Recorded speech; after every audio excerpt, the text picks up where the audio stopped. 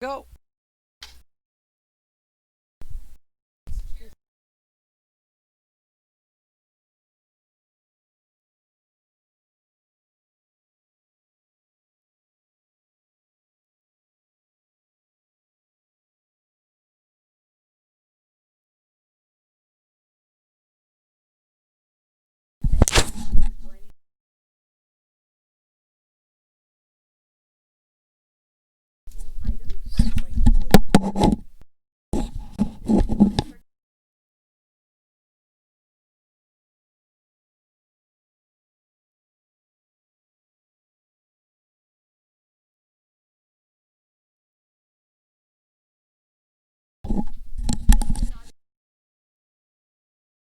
And please use the raise hand function when wanting to speak.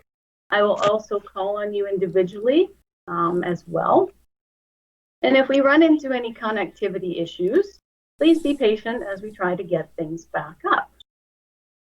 So with that said, we have our agenda ahead of us.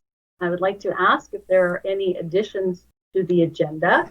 Councillor Clark, do you have any additions to the agenda? I do not, thank you. Councillor Butters, do you have any additions to the agenda? None, thank you. Okay. Brian, do you have any additions to the agenda? None. I have none, thank you. Okay. Pat, do you have any additions to the agenda? Pat speaking. Yes, I do. As I had discussed with Kendra yesterday, I wanted to bring forward an agenda item related to the garbage and refuse left in the forest reserve area. Okay, where would we like that on the agenda?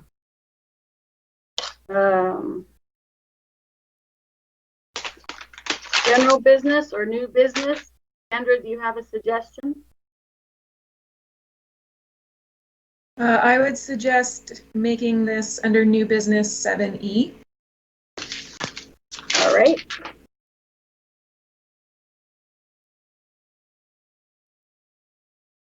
So under new business 7E, we'll add garbage left in forest reserve. Is that correct, Penny? Or Pat, sorry. Yes, it is. And just to explain to everyone, my camera on my computer freezes, so you'll only see a still of me, and I will identify myself when I speak. Thank you. Thank you, Pat. All right. Dwight, do you have any additions to the agenda? Yeah, yes, I'd like to have an update on the new weed appeal process, what Kendra's thinking, and also probably what the field and the other municipalities are thinking of it. All right, Kendra, do you have a suggestion for where that item can go? I would suggest 7F under new business. Very good. We'll add 7F, the weed appeal process.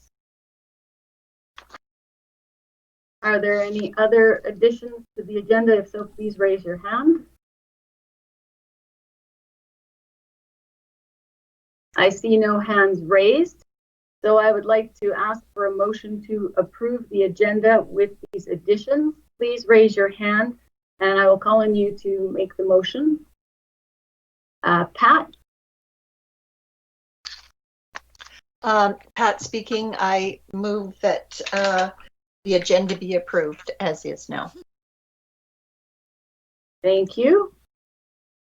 I'll ask everyone to raise their hand if they approve that, and I will acknowledge that. I guess I better do that too. Okay, everyone has raised their hands. Thank you. The amended agenda is approved. We will carry on now to the adoption of our minutes from our last meeting, March 6, 2020. Are there any errors or omissions to the minutes? I will start with Councillor Clark.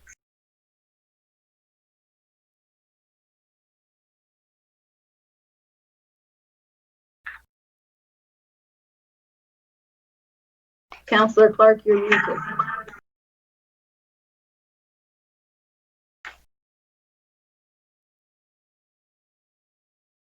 None, thank you. Sorry. I start having trouble getting off mute. No problem. Thank you. Councillor Butters, are there any errors or omissions to the minutes? I see none.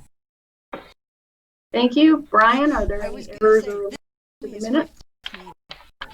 Yes, I would like a clarification on page 3 under item C, municipal update. Item number 4, it indicates that there was authorized the purchase of a John Deere steerer, and I'm wondering if that should be John Deere skidder. Skid steer. That should be John Deere skid steer. Skid, S-K-I-D, steer. Yes. Yes. Thank you.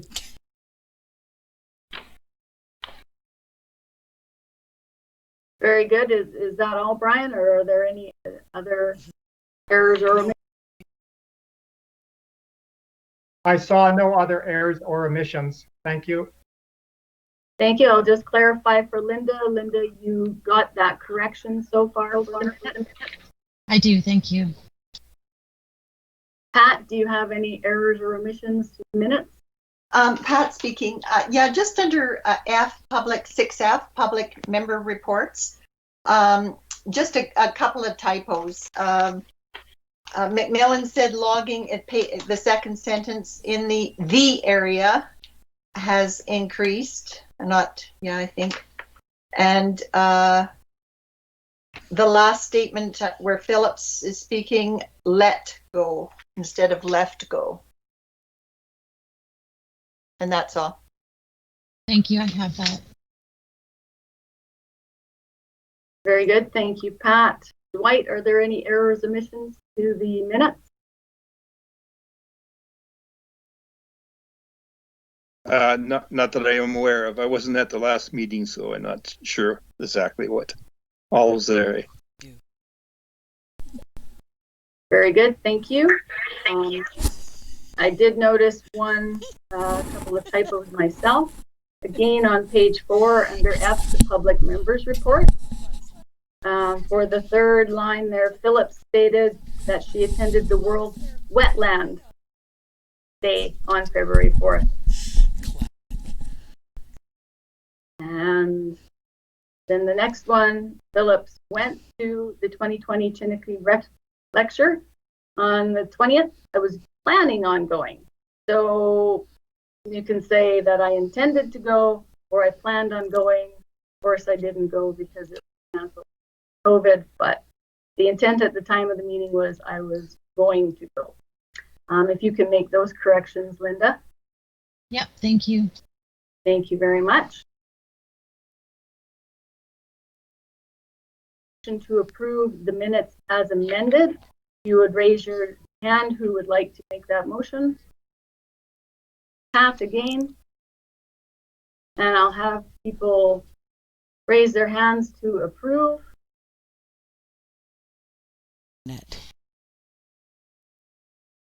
All have raised their hands to approve. Thank you very much. The amended minutes are adopted. I see we have Sandy with us this morning. Kendra, may I ask you to introduce Sandy to us? Yes, thank you. Good morning. So yeah, we have Sandy Raimersma with Palliser Environmental. So she is a contractor that works with the Jumpingpound Creek Watershed Partnership. So she is here this morning to provide an update on the partnership and some of the projects we've been working on.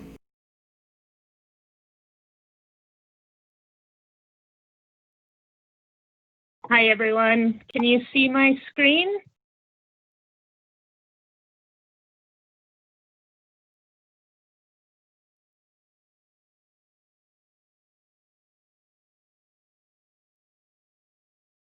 On the Jumpingpound Creek Watershed Partnership activities. It's unfortunate I can't be there in person. It's much better, but this will have to do.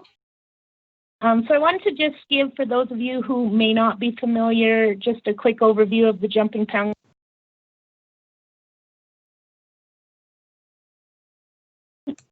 And a little bit of background on the partnership, and then a little bit of a review of some of the historical activity now, and an update. And then if you had any questions, I'd be happy to answer those. Just as background, the partnership formed back in 2006. The partnership originated from the ranchers of the Jumpingpound, and really their sole purpose was to complete the Jumpingpound Creek Integrated Watershed Management Plan. When that plan was complete, they had renewed focus to facilitate the implementation of the recommendations that were made in that plan. And currently, the partnership is supporting stewardship efforts in the watershed by identifying tools and developing new tools, leveraging access to science, knowledge, and tools, reporting on watershed condition, and then promoting the sharing of experience and information within the watershed. The watershed itself is 604 square kilometers in size, includes Rocky View County, Kananaskis Improvement District, Stoney Nation, the MD of Bighorn, and a small part of the town of Cochrane where Jumpingpound meets the Bow River. Land cover within the watershed, there's a large tract of coniferous forest up in the headwaters and deciduous forest. We have a fair amount of wetland area, about 10% of the area is considered wetland, and there's still a large tract of grassland in the watershed, about 20%. Partnerships followed this watershed management continuum graphic in their approach to watershed stewardship and management, with building partnerships, characterizing the watershed, planning, developing some implementation planning, and then implementing those recommendations. And really, this is a constant process of back to renewal of partnerships, evaluating and reporting, reflecting on some of the plans that were made, and continuing with implementation. Back in 2009, a water balance study was completed with the help of the Prairie Farm Rehabilitation Administration. At the time, a State of the Watershed report was completed in 2009. A water supply and demand management assessment was done through AMEC in 2011. The integrated plan was complete in 2012 and finalized in 2014 after multiple discussions through Alberta Environment and Parks. And the update of the State of the Watershed report is mostly complete, and I'll talk about that a little bit more, but it hasn't been published yet.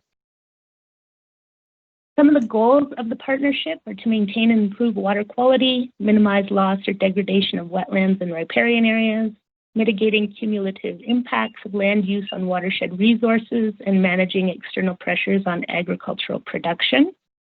These are common goals across many of the watersheds, particularly in southern Alberta.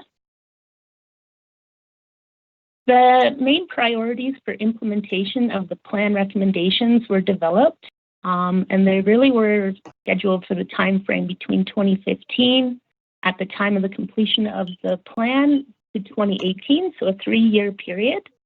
Some of the priorities were developing a restoration plan for the lower reach of Jumpingpound Creek. That's where it meets the Bow River in the town of Cochrane. Encouraging the use of BMPs for riparian management. Upgrading older agricultural facilities to improve riparian health and water quality. Continuing to monitor and actively manage for invasive species. And then gain a better understanding of water temperature and oxygen in the tributaries to Jumpingpound Creek. It was very fortunate at the time of the completion of the integrated plan that the Watershed Resiliency and Restoration Program was just in its formative stage. So in 2015, the Jumpingpound Partnership was able to apply for grant funding to help with that BMP priority recommendation by implementing some projects in the watershed. So in 2015, the partnership was successful in getting funding to implement 3 different projects. In 2016 and 17, the partnership applied again and was successful in receiving funds to implement a number of more projects. And this just continues till recent.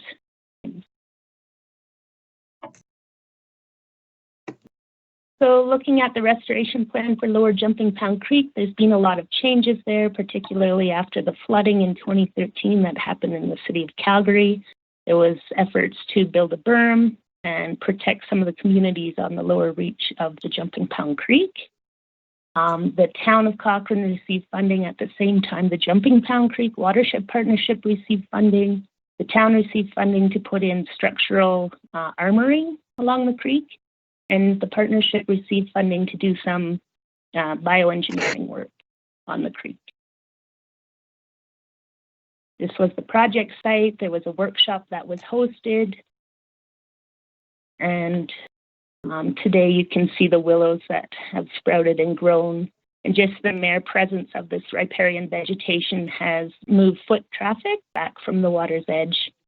These willow plantings will also shade the creek and help support some of the fishery down on Jumpingpound. The planting that was done by volunteers here was augmented with some potted plants after the workshop was hosted. Jumpingpound on the lower reach was a little bit neglected. This old signage doesn't really inspire interest or stewardship for the creek. The partnership went and designed signage to place at the creek.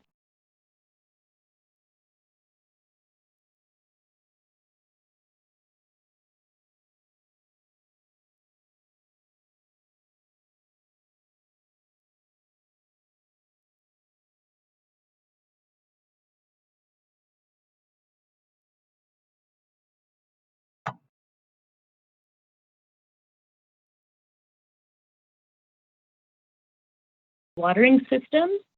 The watering livestock in the winter has been one of the main challenges, and encouraging the partnership's been encouraging year-round watering systems as an alternative to the creek. Each project is unique and will depend on the number of livestock, the distance to water, whether the site is located in a grassland or forest area. Will depend on whether solar can be used,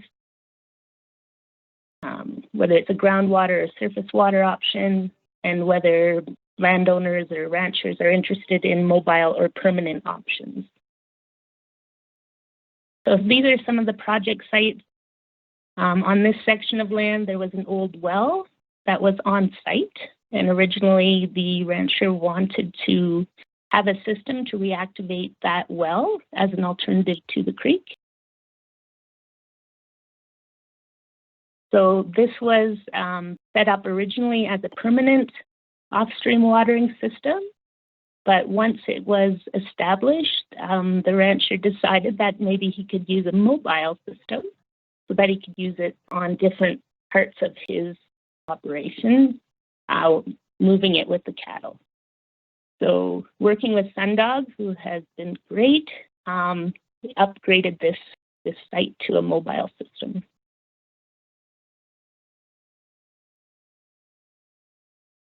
This is a year-round watering system on Livingston Creek. Traditionally, there's been watering areas established within some of these ephemeral systems. The rancher here wanted to isolate that pond and remove the cattle access, and then place in some year-round water bowls next to it. So they did all the work themselves. Got creative with placing out the pumps. This is the system now. At this site, just upstream of the town of Cochrane, the rancher wanted to isolate this riparian area and protect it. So there was a fence created and an upgrade to their already in place solar watering system. So they needed to increase capacity in order to isolate them from the river or from the creek. In this project, the pasture wasn't fully utilized because access was difficult. Livestock had to cross through some of these wet, low areas to reach some more grassland. So the rancher proposed moving these rig mats onto the site to protect the wetland area that the cattle were crossing through and improving access. It turned out to be a much larger project than anticipated. The rig mats are extremely heavy and difficult to move, and the conditions had to be right in order to move them onto the site. So they were looking for frozen conditions. Corral relocation in 2013, the site flooded. You can see the Quonset underwater and the corral system. And the ranchers proposed relocating this entire piece, removing these corrals and taking down this Quonset and relocating to a site that was away from the creek. This is a more recent site. Again, this was an ephemeral creek system, and the ranchers proposed isolating that from livestock and allowing vegetation to re-establish next to the bank to improve water quality. They had an existing frost-free water system, and again, they needed to increase the capacity of the solar panels.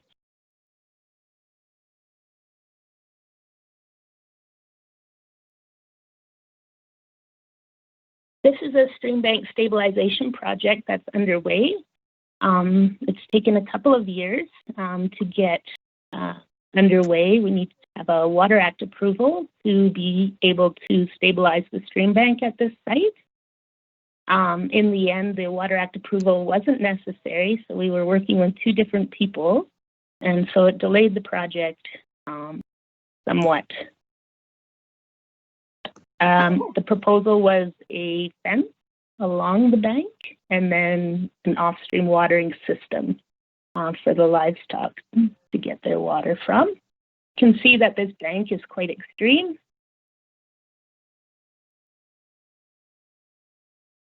There's some pre-project photos. This is looking upstream on the bank. There was a hard armoring of the creek downstream of this bridge. And where the armor stopped, the erosion began. This is looking downstream from that creek.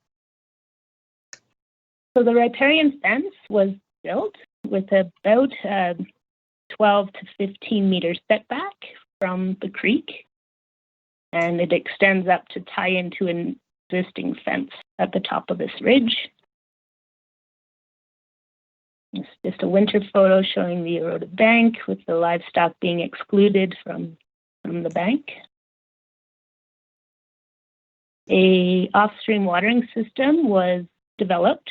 So this is an infiltration well. So it was dug. And there's a winter water bowl. So the water circulates in this bowl, stays unfrozen. And when the cattle leave, the water drains back to the well. It's on a motion sensor, so the water is drawn up when the cattle come in.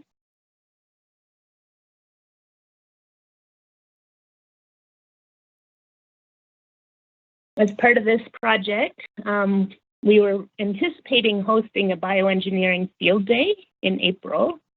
Unfortunately, COVID put a wrench in those plans, but we managed to go out with a small team of people and plant the willow stakes into the bank. It was an odd April where we had snow cover on this bank until almost mid-month.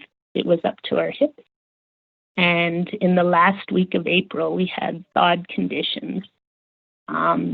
We were working within an activity period on the creek, and we only had about a week to complete this project. You can see Andrew and Kendra came out to help, and we had hired two fencers who had helped with the fence project at the same site to help us with the planting. Question, Sandy? Yeah. What degrees of slope do you have to get vegetation? What? It all depends. So you can. I know. Yeah, you can get vegetation established if you slow any soil movement. So the live staking, I talked with David Polster, and he said at this site, just dense live stakes would probably be best because you have an actively sloped upper site here. So eventually this part of the bank's going to cave in and naturally develop a slope on its own. So the intent is to have this vegetated before that happens. One thing about this site, we weren't allowed to move soil. That was part of that Water Act discussion. So we couldn't build wattle fences as a demonstration here, which we might typically do at a different site because we weren't allowed to move soil. So we densely live staked the site, and within these actively eroding sites here where the water is flowing through regularly, these live smiles were formed, and the idea is that the water gets pooled and trapped in behind here before it flows through. That soil builds up through time and prevents that from entering the creek.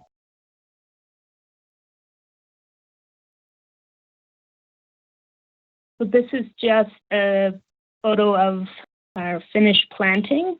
It was fairly difficult because there is a gravel layer below this soil that we needed to penetrate through in order to get the live stake in deep enough to the soil. So we planted these stakes at the end of April, and when I went back out on May 26th, you could start to see the evidence of sprouting stems. Also, there had been a high water event, and you can see the debris that was trapped in behind these live stakes. So even their mere presence, whether they're growing or not at this point, is helpful in trapping some of that soil and debris as the water flows downstream. So you get larger debris built up and starting to rebuild the bank. It's of course going to take a longer time, but this is just the initial stages. This was at the next, I think, in June samples or photographs. You can see the willows here, how much they've sprouted. And you can see the sedges that were also sedge plugs planted in at the base of this slope. So we saw a high number of stakes that were showing visible signs of growth, which is great. And it will take at least a year to really understand what the survival rate was of the stakes, but it looks promising with the number that have started sprouting. So there was also 2 range management plans that were completed in the Jumpingpound watershed. And ideally, the range management plan is something that you would want to do before you implement projects. The trouble is finding funding to be able to support that range management planning. So the Jumpingpound Partnership had applied for funding through the Watershed Restoration and Resiliency Program. This aspect of the proposal wasn't supported by that program. So we worked with the Southern Alberta Land Trust Society, who's also looking to implement projects in the Jumpingpound Creek watershed with some funding they had received from a private donor. And we found that this was a good fit, starting with the range management plan, with an understanding of the plant communities and some of the rotational grazing strategies that the ranchers were applying, and seeing how they could work the grazing plans around the riparian management. So it was really a neat report. Kendra does have a copy of this if anyone wants to see. It's a digital version, but it's very comprehensive and will help with the long-term planning around some of these landscapes. So the range management plan was completed with this same landowner, and their project proposal was to implement a mobile electric fencing unit. So it's called the Razer Grazer. You can get those out of Claire's home from a supplier. And essentially, the electric fence is rolled up on these spools, and you've got the posts all on a unit that can be towed by an ATV. And they're easy to set out and then to move around as you're rotating livestock from pasture to pasture.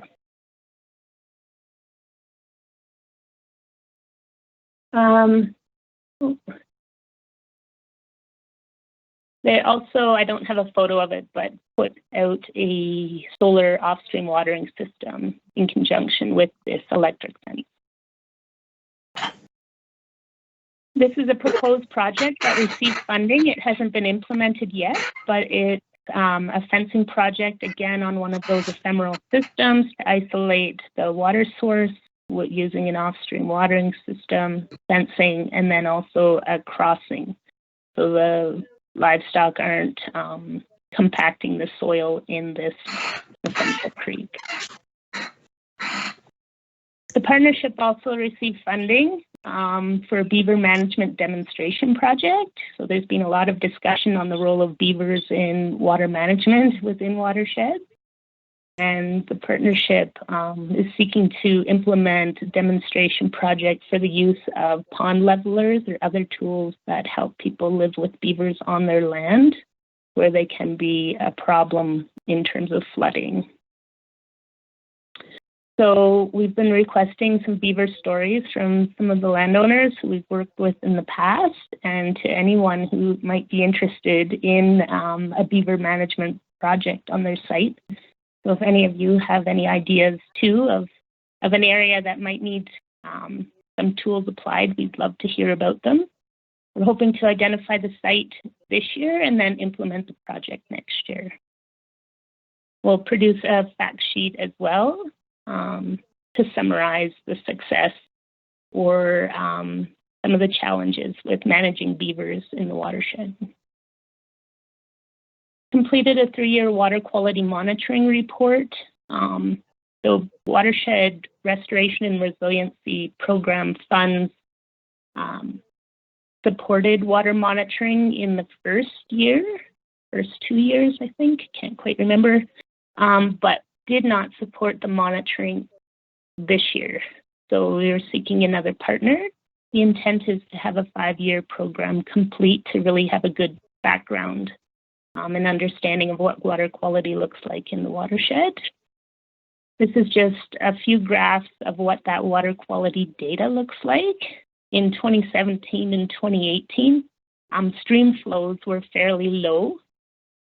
And in 2019, we start to see stream flows increase with some major events happening in June. So that's these peaks here. In terms of total phosphorus, this is concentration on this side, and then for 2017, 2018, and 2019. You can see the historic water quality guideline for phosphorus was 0.05. And within the integrated plan, the partnership established site-specific water quality objectives based on historic data that was collected by the City of Calgary at the mouth of Jumpingpound.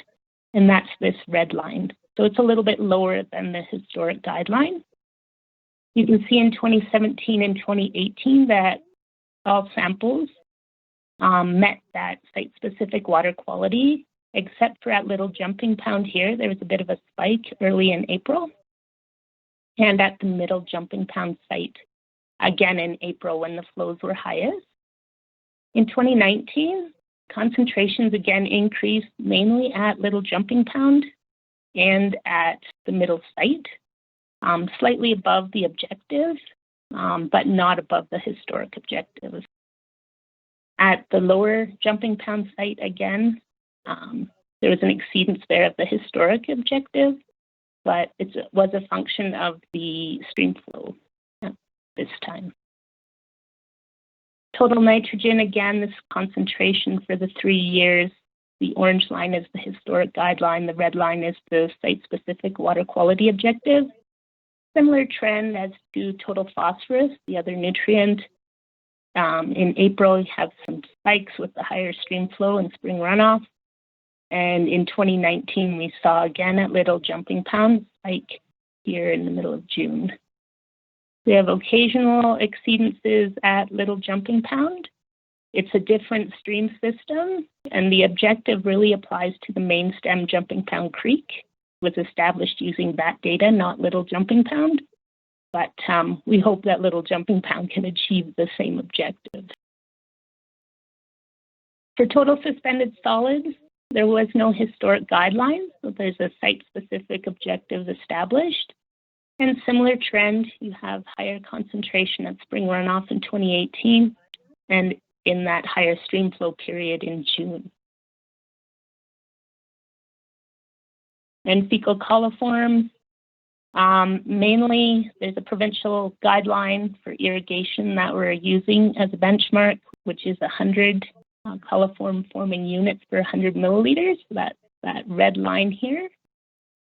In 2017, there was a fair exceedance at Lower Jumpingpound, and much lower flows in 2017. In 2018, there was this higher values throughout the summer months on Little Jumpingpound, with higher concentrations moving in towards the end of summer at the Lower Jumpingpound and Middle Jumpingpound sites. In 2019, coliform counts seem to be lower, except at Little Jumpingpound. We've seen a couple of spikes here within the middle of the month that correspond to the higher stream flow values, but then also towards the end of the year that we hadn't seen in the previous 2 years. So I'm not sure whether there was a change in management there or what the source was at this time, but it's something that we'll keep an eye on for this year and next. So again, the intent is to have a 5-year program. And this year, partnership access funding through Paraday Energy to help support this monitoring this year. Every year, the Watershed Restoration and Resiliency Program supports riparian health assessments. So we've been conducting 3 to 5 assessments per year since about 2015. In 2020, there was one site completed in the MD of Bighorn, and that's a new site that hadn't been evaluated before, and 2 sites that had been assessed in Rocky View County in the past. So those are revisits. Sandy, could you tell me where the one in Bighorn was? Because of the way the process goes, sorry, somebody's trying to call me at the same time. Through Cows and Fish, we can't disclose who the landowner is there. So what we do is roll up data. Yeah, we roll up the data into a community report. And that community report is shared with the partnership, who can then share that with the public. Okay, so I assume that is in West Jumpingpound if it's in the MD of Bighorn then. Yes, yeah. Okay, thank you. Yeah. The updated State of the Watershed report, and I'm somewhat embarrassed about this, that it should have been completed last year. At least we collected the data. We've presented a draft form of this State of the Watershed report. It's pretty much finished. It just needs to be properly laid out so that it can be published. Essentially, it's done, and it should be. And I wanted to say it'll be done, in the fall, but I'm afraid to give a deadline and not meet it. So it is on my agenda to have it done so that it can be shared. There's a lot of great information in it. So I'm hoping I can get that done very soon. In terms of surface water quantity, the report really summarizes the history and updates the 2009 report up till 2018. You can see how streamflow volumes in Jumpingpound Creek from 2015 to 2018 really were much lower than the previous years. The report discusses the riparian health inventories and groups the data in order to provide an update. In 2007, we reported a 39% healthy riparian rating, with 61% of the riparian areas rating healthy but with problems. When we updated those numbers, the healthy ratings fell about 5%, and there was a few sites that had rated unhealthy. And part of that was because we sought out some riparian assessment sites through the project locations that we were applying the BMPs to. So we expected them to be unhealthy and want to monitor trends through the years at those sites to show how the project can improve riparian health. Some of the water temperature data, is the screen flashing for you as well? That's good. Alberta Environment and Parks collected some water temperature data at Jumpingpound Creek and some of the smaller tributaries. Within the Jumpingpound plan, there was a target of 20 degrees for the upper headwater reaches set, and 20 degrees at the lower reaches and 16 degrees in the upper reaches for a water temperature to support fish habitat. You can see that certain periods during the monitoring, water temperatures were above the recommended targets. So it's something that the partnership wants to investigate more. This was only a 1.5-year monitoring program through the province. And so we'd hope to continue with some of that work. In the report, there's some discussion about grizzly bear conflicts within the watershed, talking about some of the occurrences and what they represented. Talk about access and how access is increasing within the watershed, and just the daily traffic increases since 2015. We talked about some of the causes for that, and maybe the flooding that happened in 2013 caused people to look for new areas to recreate in during the summer months. There's interesting trail cam user data for the upper Jumpingpound Creek. Alberta Environment and Parks had a trail cam out on the site and could count runners or horseback riders were out in the watershed during different months. And the data included comments on whether dogs were on leashes or if dogs were free range and that sort of thing. So it's fairly interesting.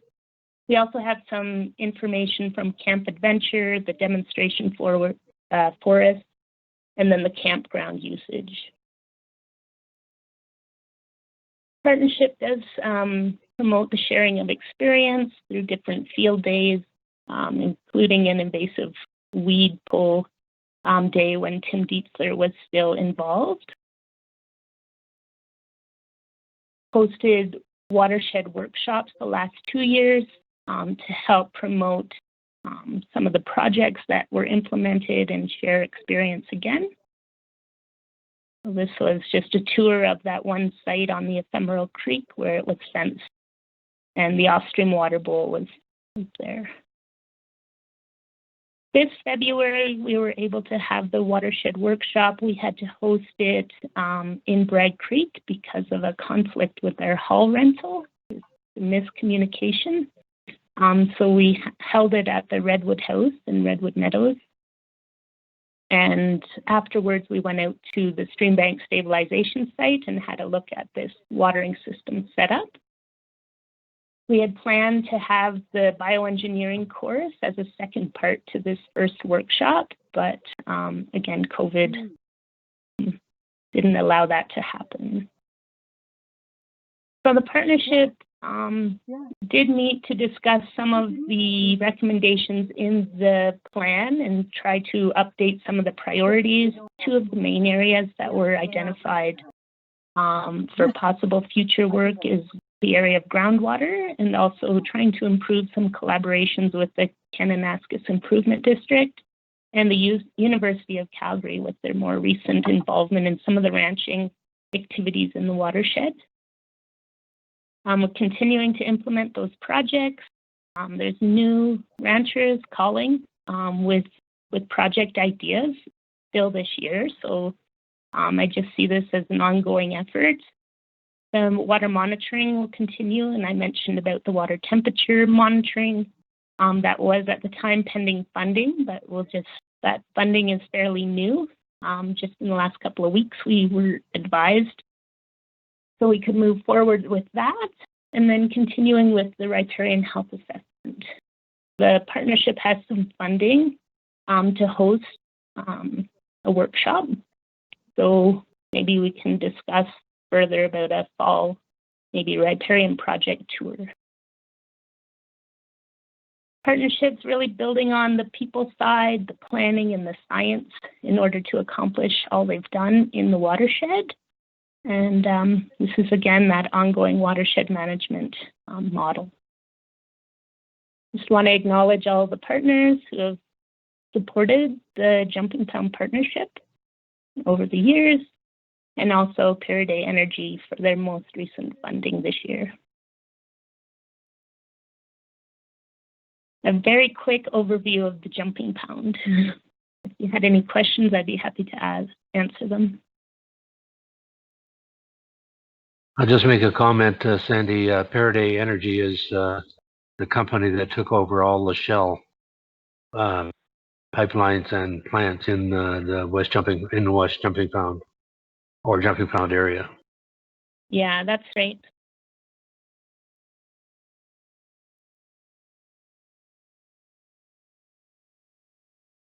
Kendra, did you have anything to add or any questions?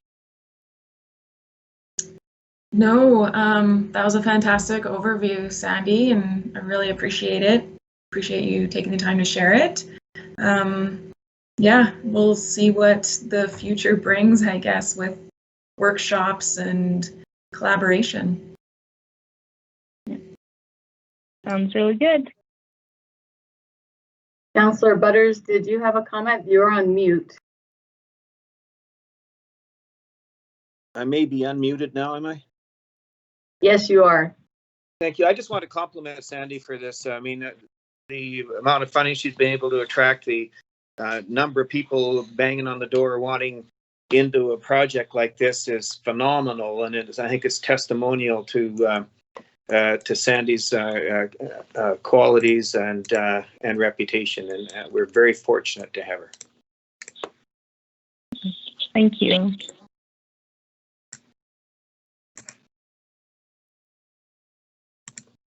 Are there any other comments or questions for Sandy? Good morning, this is Brian speaking. I was unable to actually see the presentation. I only can receive audio. So my question is there a PowerPoint available, or I understand this is being broadcast on YouTube through the MD web.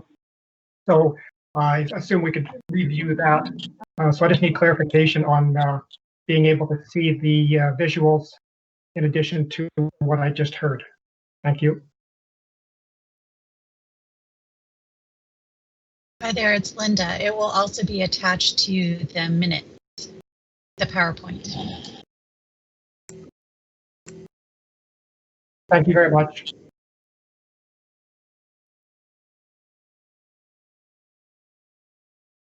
Any additional comments or questions? Dwight, do you have a comment or question? Yes, I'd just like to comment on how much work has been done since the time I was involved in it.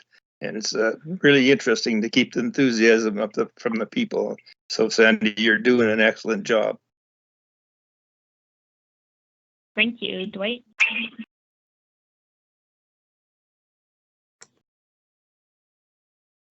Very good. We'll have one more call for questions or comments.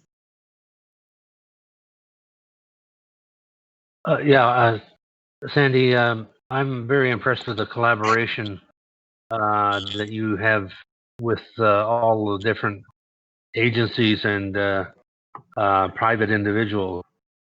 that's great. And Eric said it appears that people are lining up at the door to get involved in this, which is great. Thanks. Yeah, thank you. I think part of it is just change takes a lot of time, and people want to see some successes and have some confidence in what they're going to be investing or managing in the future. And I'm pretty excited too that as the years have been going by, that people feel comfortable in reaching out and knowing that they're participating in a way that fits them. And we kind of promote those projects where people really want to share their stories, and let those people who don't feel as comfortable sharing their stories, we don't promote those as much, other than, acknowledging that they're out there. So I think having that flexibility and letting people participate as they want to has been helpful through the years. Very good.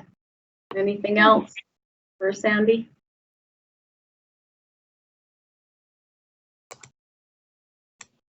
I see no hands raised or other comments. Thank you very much, Sandy. That was very informative and interesting. And it, as you know, Councillor Butters and Clark and even Dwight said, it's a lot of work, and we appreciate takes dedicated people like yourself to keep these projects going. So thank you very much.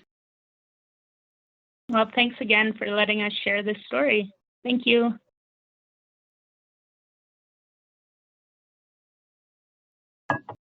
Okay, thank you very much again. That was very good. We'll continue on here with our agenda. Sounds good, and I'll hang up. Thank you, Sandy. Have a good day. Yeah, you too. All right, we'll continue on to our environmental fieldman's report. Sandy. Are there any Is now questions or exiting. comments for Kendra? If there are, please raise your hand and we'll call on you, or I can go around the roll call. Councillor Clark, do you have any questions or comments for Kendra on her environmental fieldman report? I don't, thank you.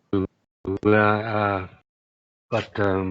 really pleased with the efforts that are being made in the MD. Very good, thank you. Councillor Butters, any comments or questions for Kendra on her report? No, thank you. Good. Okay. Brian, any questions or comments for Kendra? I did have one question. In her May report and June report, it talked about the Alberta Watercourse Crossing Collaborative, and it was a webinar, and I was wondering if Kendra can elaborate on that, please. Yeah, definitely. So I'm not even sure how the webinars came up, possibly through the Bow River Basin Council, but the Alberta Watercourse Crossing Collaborative, I believe, came about due to the provincial government's water crossing program. So this collaborative is a group of people. They're made up of, it's a not-for-profit society made up of public members, roadway owners, regulators, First Nations, scientists, municipalities, academics, ecologists. Basically, their goal is to, they have a responsibility and interest for restoring fish passage and habitat quality to watercourse crossing sites that are either fragmented and in poor state or maintenance. So water crossings can include culverts, it can include bridges, roads. So they hosted a variety of webinars just about watercourse crossings, how to create an inventory, how to manage them, how to maintain them, kind of all the aspects of the provincial watercourse crossing program were covered in these different webinars. So I attended some of them, not all of them. My director, Bill Luca, I think also attended a couple. So yeah, just an interesting series of webinars.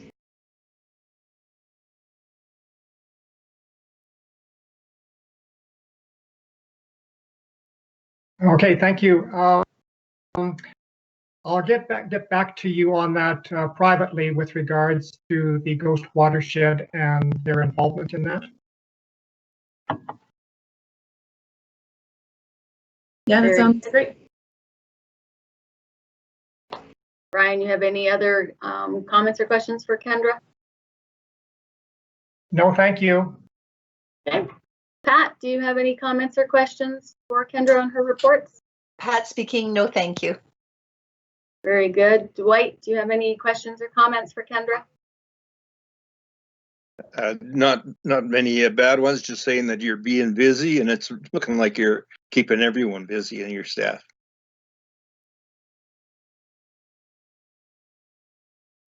Very good. Yes, I also participated in those watercourse crossing collaborative webinars that they had, and they were covered a wide range of topics and were very interesting and very well done. So I'm glad you were able to get in on some of them too, Kendra.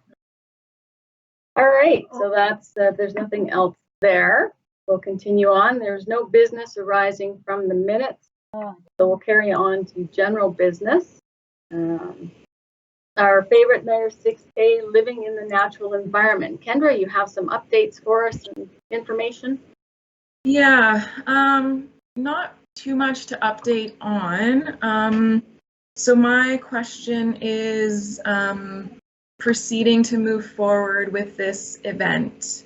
It's scheduled for February.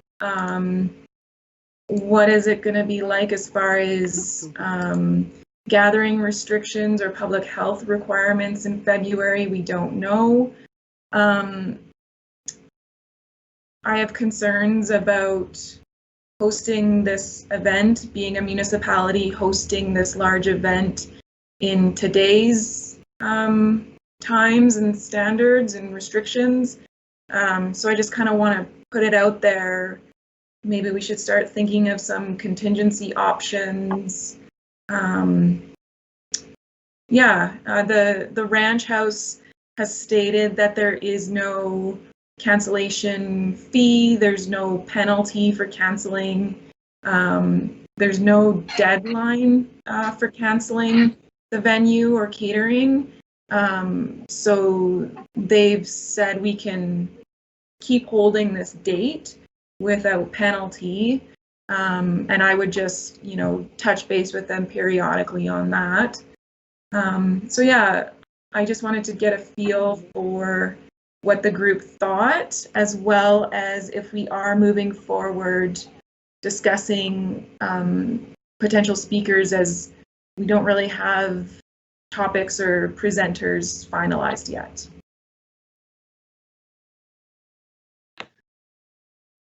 Okay, Pat, and then Councillor Butters. So Pat, proceed first. Hi, Pat speaking. Well, yeah, it's a challenging time and difficult. Even when you think of the buffet aspect, I just don't see how that can proceed. I don't think we're going to see a lot of change in terms of any magic cures or vaccines by that time. So I really, I wouldn't be very hopeful. But I mean, I think that's great news that you've explored the fact that there's no penalty or whatever. Anyway, that's what I had to say. Yeah. Thank you, Pat. Councillor Butters? Well, I'm in the same frame of mind as I never know whether to say Penny or Pat, so I'll say Ms. McMillan. It seems to me that we shouldn't spend a great deal of time and effort trying to put this thing together when it's so tentative, and even if we could sort of bend the curve a little bit and proceed with it, who's to say how many people would actually show up? So I'm very uncomfortable about the likelihood of this going ahead, but perhaps we don't need to completely abandon it at this moment. But you know, we shouldn't be spending too much time or money on this thing until we have a better idea what's going on. Drew, Brian, you have a comment? Yes, I agree with both Pat and Eric on that. This event is dependent on the participation of the public, and as was mentioned, that is uncertain as to who would attend, and even getting a speaker to come out may be an issue as well. So I agree that we monitor the situation and postpone it, and just keep our options open. And so I think that's all I need to say. Thank you. Thank you, Brian. I'll put out there, I know some other organizations like the Alberta Professional Society of Biologists is going to do a virtual conference in December this year and have virtual things. I wonder if a virtual presentation might be something we might want to consider instead, and just offer a time online where people could watch presentation in lieu of actually going to the live event.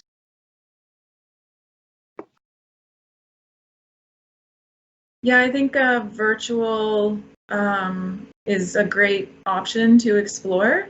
We can try and figure out how to host something like that and make it available. Yeah, I think that's a great option. I also worry about, it's not too bad to throw this event and put it together last minute, but I will not receive sponsorship for it last minute. So that's a concern, is the cost then becomes probably heavy to the municipality. So that would just be a conversation. But yeah, the other option is maybe like still hosting Living in the Natural Environment, but maybe pushing it later in the year, maybe, is something to consider.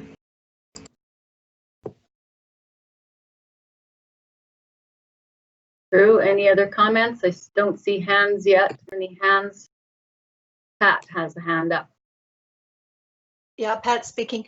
I think I like the idea of the virtual, and I think I hear you, Kendra, in that there's, we can say we can postpone our decision, but then you really are in a crunch for getting your sponsorship and your speakers, and we don't even have topics. And I guess I'm almost of the opinion that personally that maybe we should pull the plug for now. And think of virtual, but that's just my opinion. Brian, you have some comments? Yes, I live in a rural environment with satellite internet, and our streaming isn't always very good. And so for some of us, getting these virtual presentations are somewhat limited. So I just wanted to mention that we don't all have high-speed internet here, or do we have the capability of doing that on a regular basis? Just a comment. Thank you.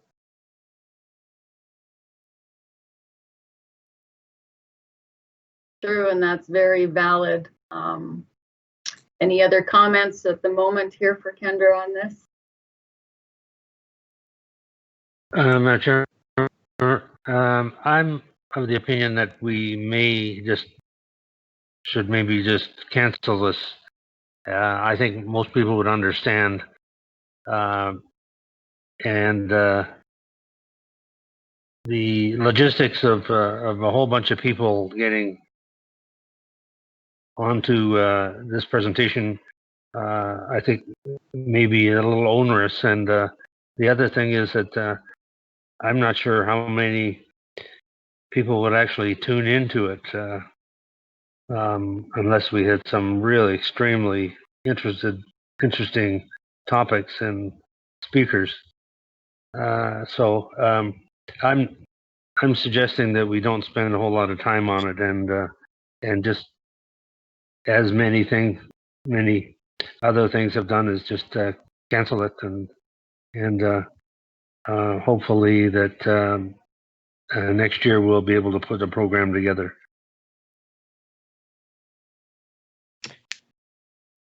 Yes, Councillor Butters. Well, I too am uncomfortable with how are we going to get sponsors to put up a bunch of money when there's no indication whether there'd be much uptake from the community. And further to that, if this thing hasn't calmed down and to some extent resolved itself by February, everybody's going to be so damn sick of webinars that they will have had their fill of them, it seems to me. At least I am already. So I'm a little uncomfortable about the likelihood of that being very successful.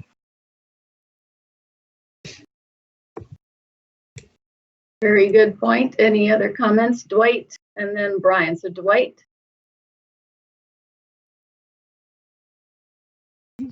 Just a comment to say, I don't think it's a wise idea because they're talking about even if there is a vaccine against it and stuff like that, it won't be until next year at this time at best, or probably another half year, a year. And they don't even know if it's going to work. So you're going to have to be playing with people like me that got 3 health conditions other than that, and being over 70, that, it's going to eliminate me and a lot of people from a lot of the things. My satellite internet seems to be better than most of you guys have, but it's still not the exact thing to have. It depends on the day and the weather. Anyhow, so I would say just hold off on everything. Brian? Yes, one aspect, just for the general public who's listening, the participation to this event is considered a social outing, and it's one of the highlights that people look forward to. So without an actual face-to-face physical social event, as was previously mentioned, I don't know about people signing on and watching a webinar. So I agree that we should just hold off and plan for the following year. Thank you.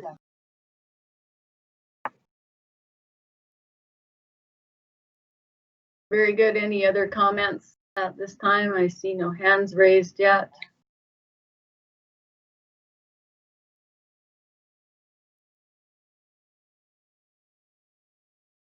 Kendra? Madam Chairman, well, go ahead. Go ahead, Kendra. So I would suggest, just for to make everything formal, as this is a item identified in my budget, if the desire is to cancel this event, I would request a motion on that. Very good, I'll make Councillor that Clark. motion. Okay. Yeah, I'll make that motion, Madam Chairman, to postpone this for a year till next February, this February.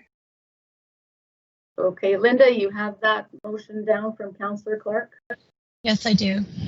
Okay, I'll see by a show of hands, all in agreement for postponing it for the year.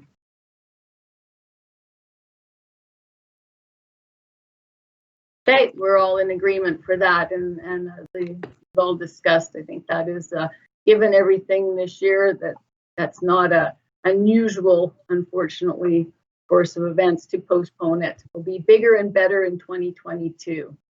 Okay, thank you very much. Okay, I think that takes care of that item. So we'll move on to General Business 6B, Jumpingpound Creek Watershed Partnership. Kendra, do you have some additional information? No, I don't have additional information. Sandy covered everything. We did receive another WRRP grant, so in 2020, so we're working on that one. We are of the impression, not confirmed, but we are of the impression that this may be the last grant cycle of this program. So we'll wait and see if another opportunity comes up, but we're going to work with this one moving forward into 2021. But yeah, Sandy did a great overview, and we're going to continue to work with her on our projects. Very good. Anything further than what Kendra said on that? See no hands or anything. Sandy did cover everything very well. So we'll move on then. Municipal update. Will it be Councillor Butters or Councillor Clark? Who is going to give our municipal update? I would defer to my elder.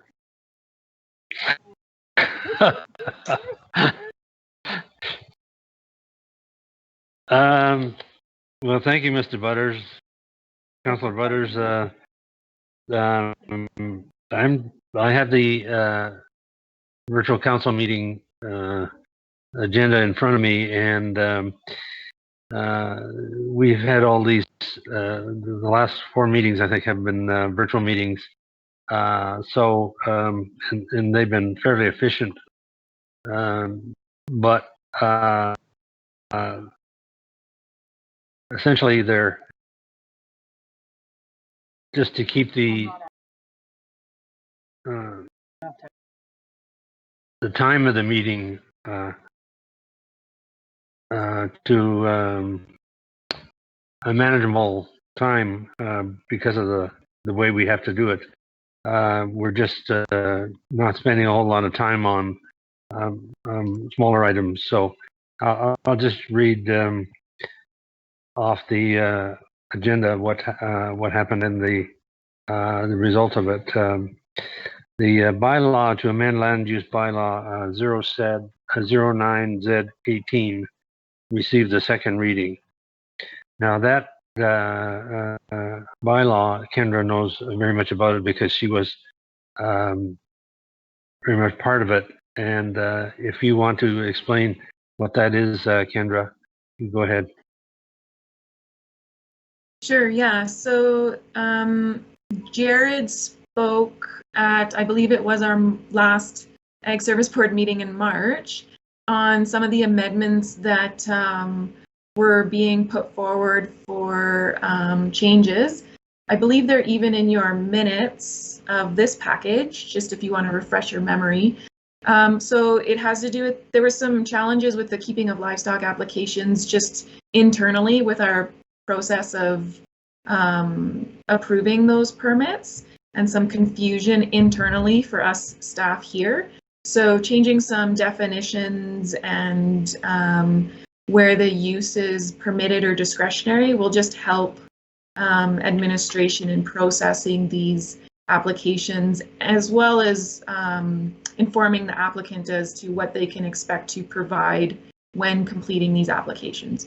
So it was a lot of, it had to do with a lot of our internal processes and making it better and simpler for planning as well as myself. Thanks, Kendra. So I'll go on. We, in finance, I should say, administration has recommended and council approved a policy, F9 purchasing policy. It was just an amendment to the policy to update it because there's been some changes with respect to RMA, and we do a lot of purchasing through RMA, like fuel and many bulk products. So council approved the amendments to that. We also approved a Fire Smart vegetation management project at Harvey Heights. Approved the burnt timber crushing tender award. Approved a request for doggy bag dispensers at Benchlands Berm. And we approved the Ghost Pit reclamation, the funding. And Ghost Pit, many people that live out there had referred to that as the Butters Pit, but that is now the Ghost Pit. And that's, Kendra, do you want to expand on that? Yeah, definitely. So these projects have been on the books for a few years. So the burnt timber crushing project, burnt timbers are only operational gravel pit. So we just need more gravel. So we're going to move forward with crushing more gravel, and council just awarded the tender last council meeting. And then the ghost pit reclamation, same thing. That's been on the books to reclaim for a few years. We were waiting for some potential funding support with Alberta Transportation, but that's been unconfirmed for a number of years. So we're going to move forward with the project and still communicate with Alberta Transportation, but not rely on their funding support coming through. And then with regards to the dog bag dispensers, yeah, it was just a request through the community association to get some. They don't have any in Benchland, so just to get a couple of those dog bag dispensers installed with some garbage cans. So we'll take care of that as well. Thanks, Kendra. We extended the current snow maintenance contract for the burnt timber and Boat Corridor and the Central MD. These are the paved roads with Volker, Stefan highways, and they have been doing it for a number of years, and this is the last year we can extend. We received a development permit application from Treetops Pet Resort for a commercial kennel renewal. That has now been decided that an open house will be required, and so an open house has been scheduled for that. And we approved a bunch of projects where they were projects scheduled in 2019, but because of this COVID, weren't able to achieve those goals, and that was the Ghost Wipers Trails Association, the Ghost, the Guy Gibson Community Association, and McDougall Stony Mission Society. And we also approved the September 2020 municipal newsletter. And that's it. Very good. Any questions or comments for Councillor Clark? Councillor Butters, we'll start with you. Well, thank you. Paul has always done a very thorough job. The only thing that I might add is the province is threatening and indeed, I think, planning to remove linear taxation abilities from the MDs across the province. And some of the MDs rely extremely heavily on linear taxation and have basically told the province they can have the keys to the MD if they go ahead with that. In our case, it wouldn't be end of the game for us, but it would be very difficult if we lose linear taxation. And the reason the province is wanting to do this is they want to reduce the tax burden on the major players in the oil and gas business as an incentive to stay here and to do more business in view of the fact that a lot of them have moved their head offices right out of Canada. But the bottom line from our point of view, or certainly from my point of view, is if to do that, we would have to tax homeowners and residents in the MD more in order that we could subsidize the oil and gas industry. And considering that the big player in my community, at least, is Chinese owned, I don't think that's going to go over real big. So if any of you aren't happy about that and you happen to have a brother-in-law who's a MLA, now would be the time to call in your chits.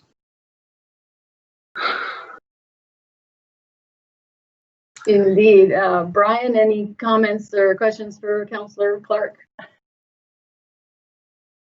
No, I don't. Thank you. Okay, Pat, any comments or questions for Councillor Clark? Pat speaking. I just need a bit of a clarification on linear taxation, if you would, Eric. Linear tax is what industry pays for, substantially is for pipelines. It also applies to major power transmission lines, but not distribution lines. So we have one player in the community here that's very active that pays over $1.1 million a year into our budget, and our total budget is only $6 million a year. So that gives you an idea how substantial that is. But linear tax is all about pipelines and a little bit about power lines. Thank you. Anything else, Pat? No, that's all. Thank you. Okay, thank you. Dwight, any questions or comments for Councillor Clark?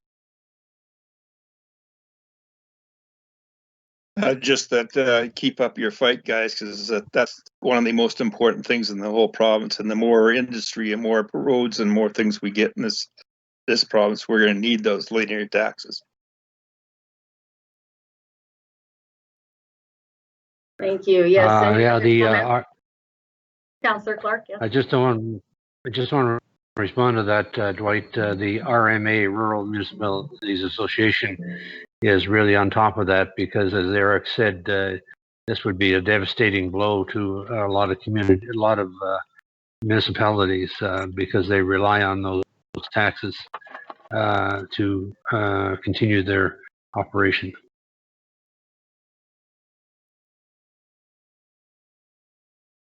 Anything further on our municipal update? See no hands, no one else. Thank you very much, Councillor Clark. That was very informative, and Councillor Butters, your input as well. This looks like a good time for us to take a 10-minute break. We'll take a 10-minute break and be back. So I've got 10:30. So at 22:11, we will resume with 6E, the Ghost Watershed Alliance Society. Thank you.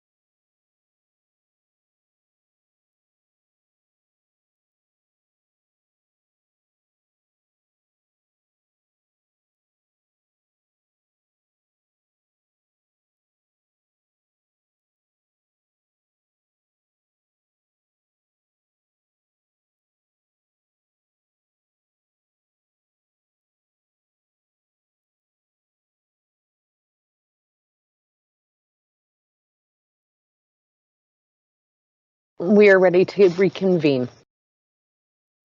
Thank you and welcome back from your break. We'll continue on with our general business item 6E, the Ghost Watershed Alliance Society. Brian? Yes, good morning. We have a number of different information items. As it was in the last minutes, there was some events that we were planning, but unfortunately, some of those had to be modified and or canceled as a result of COVID. So for instance, for the general audience, the Ghost Watershed Alliance Society completed a watershed management report, State of the Watershed report, a year ago, and we were planning on meetings with various government agencies to try to implement some of our recommendations. And so those all had to be put on hold. We're not sure when we can engage government to work on that component of the report. Last year, we were also working with the University of Calgary Environmental Sciences class 502, and we had a number of students within that class come out to the Ghost Watershed to conduct research on many different aspects, both aquatic and terrestrial. We were planning in April to have them give their presentations at Beaupre Hall. That also had to be canceled due to COVID. So what was taking place was a virtual video of those presentations, and it took a bit of time, but those presentations are now on the Ghost Watershed website. So that is at ghostwatershed.ca. So at least you can see that if you're interested in what the outcome of those projects were. With regards to our walks in the watershed this summer, we've had 3 of them, and we're continuing to do that with COVID in mind. We do have certain guidelines that we're following. So those can be viewed as well on our website as to what we have done and any upcoming events, such as the walks in the watershed. We're planning to have a special walk called Community Kids Water Walk, which is scheduled for August 21st from 1 until 4. One of our previous directors, Charlene Fritz, is now our education coordinator for the Ghost Watershed Alliance. And she is working with various schools and community groups to bring children out into the watershed to educate them about how important water is and various components to that. So again, if you wanted to, you could go to our website and look at that, and its registration is required and space is limited.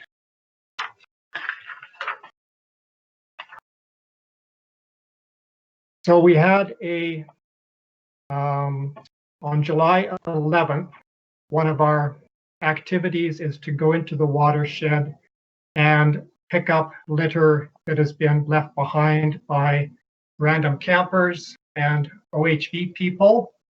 So this year we were out again in working with the Backcountry Hunters and Anglers and Alberta Environment and Parks, and we collected 860 kilograms of garbage and debris, and then that was taken and sent to the landfill.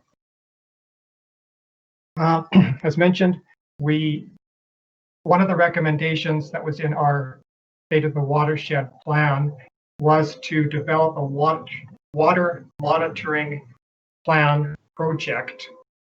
So last year, 4 of us, 3 directors and our executive director, took a course which was sponsored by Environment and Climate Change Canada, the World Wildlife Fund, and Living Lakes Canada to be trained as technicians under the Cabin Protocol. And Cabin is the Canadian Aquatic Biomonitoring Network. It's a federal organization, nonprofit. It consists of a number of leading scientists, and it's to set up water monitoring throughout Canada. And they have fairly strict protocols that are uniform, so the data can all be entered into a large database and analyzed and compared to reference sites when we're doing test sites. So with that in mind, I went on to take some other modules through the University of New Brunswick, and I am now the project manager on a water monitoring plan project. So in order to do that, I decided that it was best for me to resign as a director from the Ghost Watershed board, and I'm now being hired on as a project manager under contract. And so I've been working with the other team members, Cabin team members, to develop this plan. It's taken us quite a while. It's in its final stages. And once it has been approved by the board of directors, then that plan will be put up onto our website. And we'll be undertaking sampling this fall, starting in late August or into September. And it's a 3-year plan to set up sampling sites to monitor the health of the water using the Cabin protocol. And also part of that is what we call the Stream project. And Stream is the acronym for sequestering the rivers for environmental assessment and monitoring. And it's a biomonitoring project through the University of Guelph, looking at DNA metabar coding technologies to look at benthic macroinvertebrates within our system. So we'll have an idea of the fauna that exists, and over time, we can use that information to determine the health of the watershed. So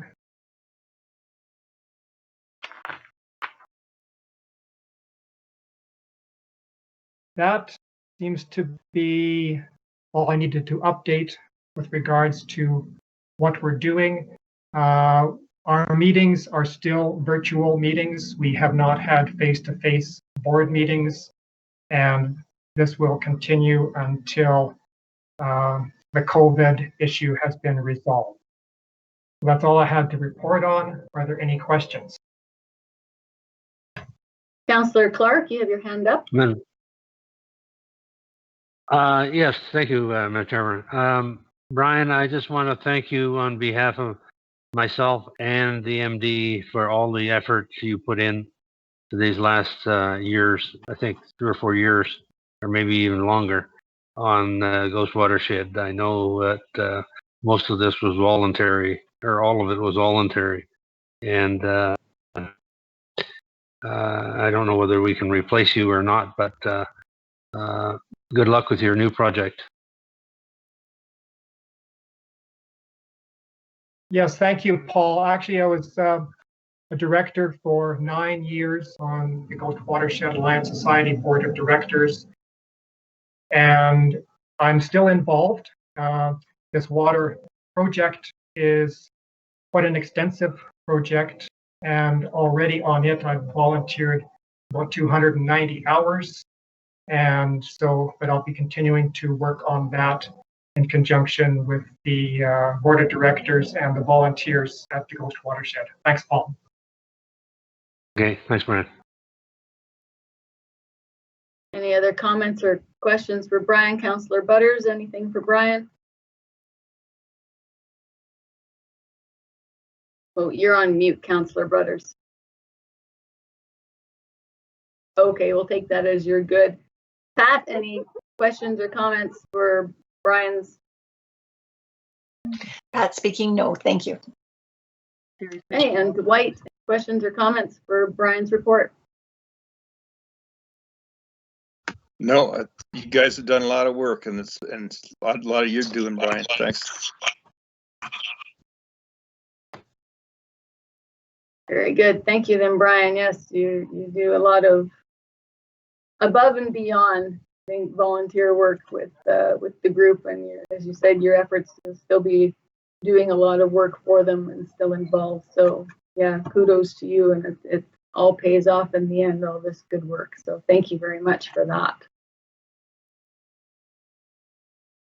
Yes, I appreciate all those comments, and I will still be sitting in on the meetings so that I have a good appreciation for the events that we are involved with, and I will continue to report back to the MD and this board to provide that information back to you. Thank you. Thank you, Brian. I see I was remiss and jumped ahead in the agenda and missed item 6B, our agriculture and forestry update. So Kendra, do you have an update on behalf of Sandy? Yeah, thank you. No, there is no update provided from Alberta Agriculture and Forestry. Okay, thank you. We can jump ahead back then, get back on track to item 6F, our public members reports. So Brian, we'll start with you. Do you have anything else to add as a public member report? Well, not really specifically. Earlier this summer, we pointed out some plants that needed to be addressed with regards to their presence along the roadside. And Kendra responded right away and came out and did an assessment on that prior to the mowing of the ditches. Just recently, there's been a herbicide application along the power line to control poplar regrowth. And so for those who see a lot of dead trees along the road, because herbicide was applied a few weeks ago. But apart from that, things are pretty quiet. Thank you. Thank you very much. Pat, do you have an update as a public member report? Pat speaking. Well, my regular comment. I'm getting a lot of toad flax invasive into my field from the adjacent land. This belongs to Stoney Nation, and toad flax and thistle are thriving well. I noticed that Kendra will be speaking to the invasive weed on the Stoney Nakoda Reserve, but I know that's related to a specific area on just off Jameson Road. And I'll look forward to hearing some comments from her at that point. Thank you. Okay, thank you, Pat. Dwight, do you have a public members report? Yes, not an awful lot. The growing season, as everyone knows, has been pretty good. Pastures and hay crops are extremely good up in our area up here. It's interesting. The haying has been really slowed down because of the humidity. The guys can't get their cut grass dry, eh? So that's been a problem. The only other problem I had is that I'm finding on the burnt timber and different areas to the north here that the random camping has gotten more intensive this year. And like you said, there's been a lot more garbage and stuff that was spread around. It's also one of the problems is too that as far as administration and inspection, the Crown doesn't have money to pay to have some people out there. And so it's going to be a real problem. I don't know how they're going to get everything picked up and stuff like that, because there's still lots of stuff out in the bush. So it's a real frustrating for people, eh? So, but anyhow, and other than that, I'm just reading lots of books and watching too much hockey. So.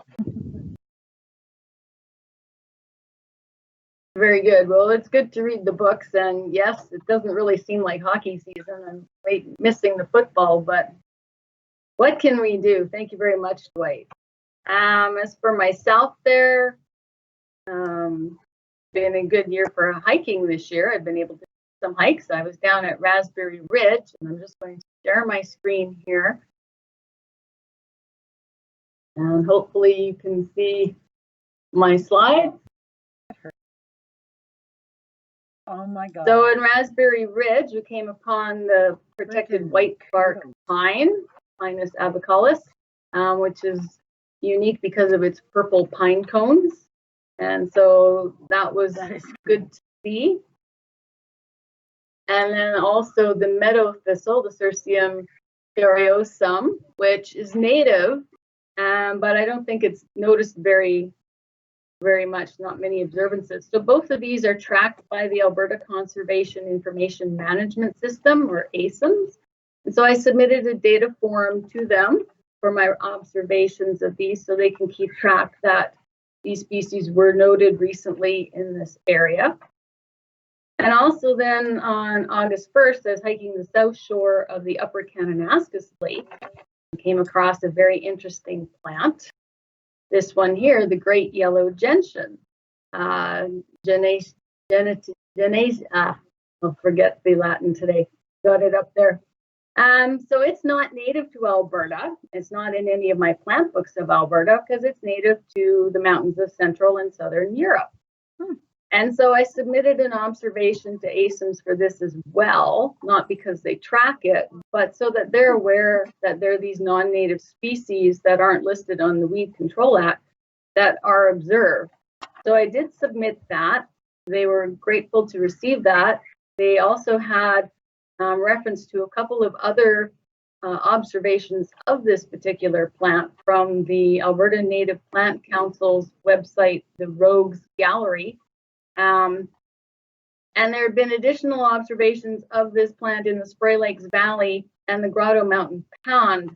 So they're hoping that it's not spreading throughout Kananaskis there, but certainly it's good to do observations of this to keep tabs of this.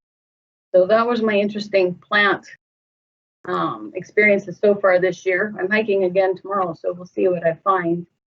As Eric said as well, there's been a lot of webinars. And I don't know how to get that screen. Here we go. But because of conferences canceled, the AIA had a bunch of webinars to make up for speakers they would have had at their conference. The one they had yesterday was particularly interesting, and I had mentioned about Dr. John Medley last September at our meeting, and his association, Pasture Fed Livestock Association, the Pasture for Life. And so his webinar was interesting, just highlighting again the importance of grazing grasslands, pastures, native prairie, for the health of the livestock, the environment, the soil, and humans. Grazing grasslands is hugely important for everybody, and probably more importantly for the soil, which people tend to forget about. But the soil is, we're all dependent ultimately on the soil. He talked about a couple of older publications, the Agricultural Testament by Sir Albert Howard, published in 1940, and Farmers of 40 Centuries by F.H. King, published in 1911, and how relevant those documents still are today for soil health and livestock grazing. And I have downloaded those. If you're interested, let me know, and I will forward you a copy of those, still timely and relevant articles. Because a healthy soil needs animals, grasslands need animals, and we all need healthy soil. So it all works together. And again, I was at the Watercourse Crossing Collaborative webinars and Society for Ecological Restoration webinars. And as Eric mentioned, I think I'm getting webinared out myself. And that's what's been keeping me busy. That's it for my public member report. So we'll carry on unless there's any questions for me. Madam Chairman, I just want to interject with some personal observations this year. Because of the amount of rain that we had early in the spring, there was a prolific amount of wildflowers. So our our lawn, which is essentially just cut pasture, was just full of wildflowers, and my wife wouldn't allow me to cut the lawn. And so we did some research in it, and there's a movement now to turn a lot of these green areas into meadows for a number of reasons. And I sent Kendra something I got off the internet of 5 reasons to turn grasslands into meadows. And I just I go back to the presentation that we had last February in the Living in the Natural Environment about how the small bird population is being depleted. The songbird population is being depleted. And a lot of that had to do with the fact that their environments were being disturbed. So it was a fascinating subject, and I hope that it would come up for next year for a possibility for living in the natural environment.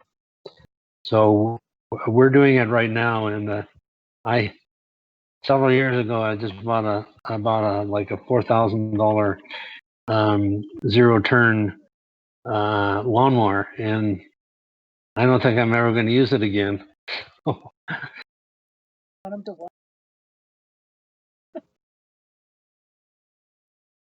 That's it. Very good. Thank you for that, Councillor Butters. Yes, I saw the pictures you sent of some of your wildflowers you found. I think those were the invasive ones you picked, weren't they?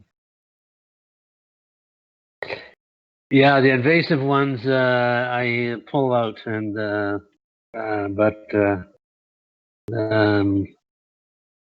you know, the Union paintbrush and wood lily and the ones that are especially good to look at, I just left them alone. Very good. Thank you. Okay, we'll move on then to our new business section 7, and we'll start with our Agricultural Service Board provincial grant update. Kendra, you have some information on that. Yeah, so in your package, I've put the information report that went to council at the August council meeting that we just had. So this is just to inform the board that we are anticipating a decrease to our provincial Ag Service Board grant. We do not have confirmed numbers yet. I thought we would have them in July, but apparently they haven't gotten sent out yet. So we have an idea of what the legislative portion will be, but I have no idea if that's final or if it will get adjusted some more. And I have not heard anything about the environmental, or now called the resource management side of the grant. So apparently it's about a 25 to 26% decrease for all municipalities in Alberta. So I just wanted to update the board on that. Thank you, Kendra. Any comments or questions then for Kendra about this? Councillor Clark. I just think we're going to have to get used to governments reducing the amount of grants that we're going to be getting, because not only we were in a big deficit situation when the UPC government came in, but now with this COVID, and they're having to spend money much more than they had anticipated in the budget. So a lot of that is going to roll down into the municipalities, unfortunately. And then we have to either try to collect more taxes or reduce our services, which is the way it is, I guess. Yes, indeed. Councillor Butters, anything else to add? Nothing new to add, thank you. Okay, Brian, any comments or questions about this? No, other than it's unfortunate, but this is the reality today. Thank you. Yes, thank you. Pat, any comments or questions as well? Pat speaking, no comment. Thank you. Thank you. And Dwight, anything to add?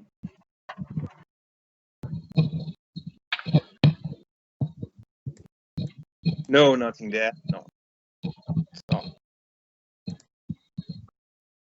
Okay, well, again, thank you very much. Kendra has said it's an unfortunate decrease, but again, a sign of the times, unfortunately. Hopefully, we can still continue our services without too much impact. We'll move on then. New business B, letter regarding invasive weeds on the Stony Nakota Reserve. Yeah, so as was pointed out earlier, there are many invasive weed species on the federal reserve lands that are within the MD of Bighorn. It's been a concern for a number of years. So I just took it upon myself to try and initiate something with the reserve, but as well as engaging Alberta Agriculture and Forestry. The Weed Control Act legislation lies within Alberta Agriculture and Forestry, so I thought it was important to involve them, as well as Indigenous relations, to see if we can't try and think of some solutions for this. So I did refer to a specific area in the letter highlighting a concern. My concern is the entire nation. It's not just the one area. So since this letter has been sent, I have received correspondence verbally from Alberta Agriculture and Forestry. And so we are planning to meet virtually to discuss this. I have invited Rocky View County to the meetings. As you know, they have provided weed control on the reserve lands in the past. So we are, even as early as this morning, in the works of arranging a meeting for early September. So stay tuned on updates on that. But I feel this will be ongoing, but at least we can make some contacts and get a dialogue. That's Okay. leafy spurge mostly, isn't it? On that particular area? Yes, so within the particular area I highlighted, that is leafy spurge, but there are other species of concern on the native reserve lands. Thank you. Okay, Councillor Butters. Well, very happy to hear that Kendra is meeting with people on this, but it's in September. I mean, weed control is just about over by September. It's an ongoing problem. Provincial government tries to shed it all the time. I don't know what we're doing, but it's not working.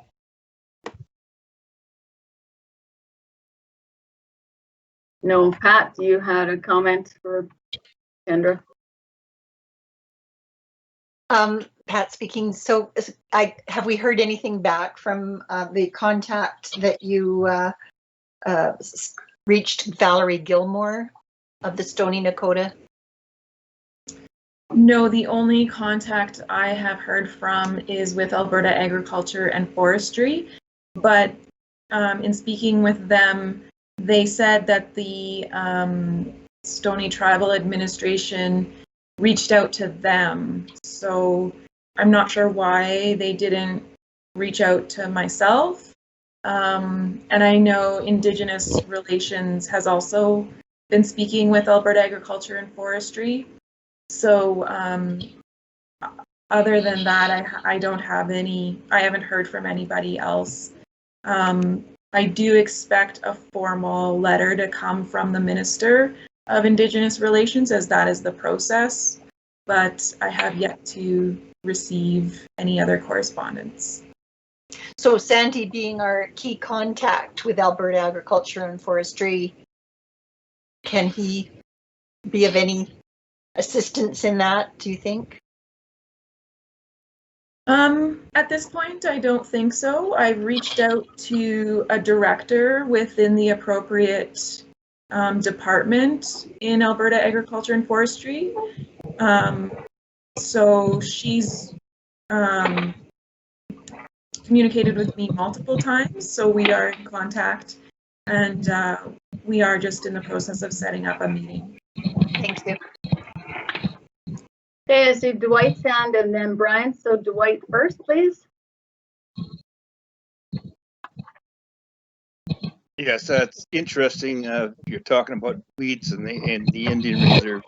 I rode on the spray train from, I think it was CB to Canmore one year, and going through there, you can't believe the variety of weeds, the noxious weeds, and that are along that whole line, as well as their garbage pit that they never seem to control.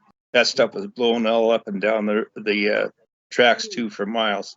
And it's like you're saying, you don't get anything done with the Indians like with that. I've written many letters like that too, Kendra, and it's frustrating. The only way that we got, and I know how Rocky who got involved in it, was that they got told that they weren't going to use the Indian Reserve for sets anymore, Warner Brothers. And because it was so full of leafy spurge, they thought it was bad to show that to the public. They're supposed to be open ranch lands. And that way they got some money and they started hiring Rocky View. And then there was some ingenuity in their way that they got your funds too with Rocky View. So it was interesting how unless you hit them in the pocket somehow, you have no way of controlling what they're going to do. It's just impossible. But you got to remember that some of that land is theirs, is not Indian Reserve.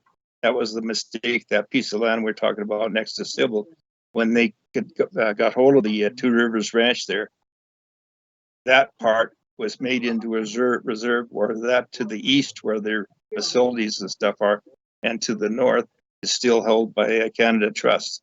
So you can control that, but it's, like you say, getting cooperation. And it's not just, it depends on the counseling stuff, because they actually do have one of the fellows that we met with quite often was he had a degree in environmental sciences, and he's Indian, and he was as much upset as we were about what was going on. But it's getting funds from the band. It's just unbelievable. So anyhow, keep up the good work. Got to keep bugging them. Okay, thank you, Dwight. Brian, your comments now, please. Yes, with regards to the site at the intersection of Jameson Road and the 1A highway that Kendra was referring to, it has become quite a severe infestation, moving into the ditch and moving into the power line understory. So I was wondering about, even though it's supposedly under the jurisdiction with the Stoney Nakoda Nation, if under the power line, if the industry organization, whoever that may be, can go in there and control it there. Now, with regards to in the ditch, I was concerned about the mowing and the spread of that leafy spurge through the action of mowing. So I wasn't sure if Volker Steven and Alberta Transportation, if they can look at that and control it so that it doesn't get on the equipment and move further up Jameson Road. So that's just something that I was wondering about, and hopefully that we can contain it, at least on the other side of the fence. Thank you.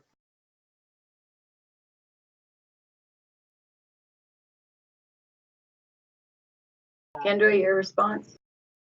So with regards to the power line, I don't have access to see any disposition ownership or land ownership on the Federal Reserve lands. So it would take a bit of sleuthing and some time to figure out who that is and making contact.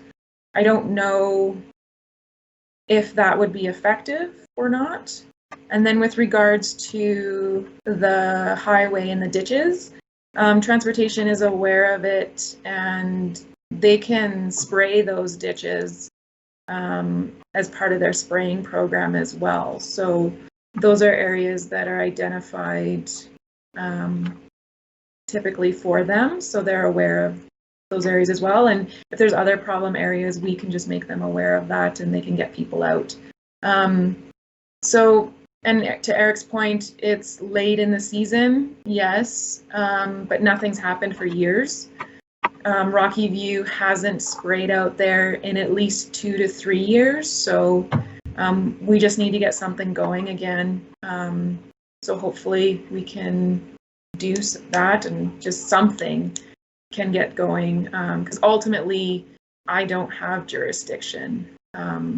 So talking with them and hopefully coming up with some solutions.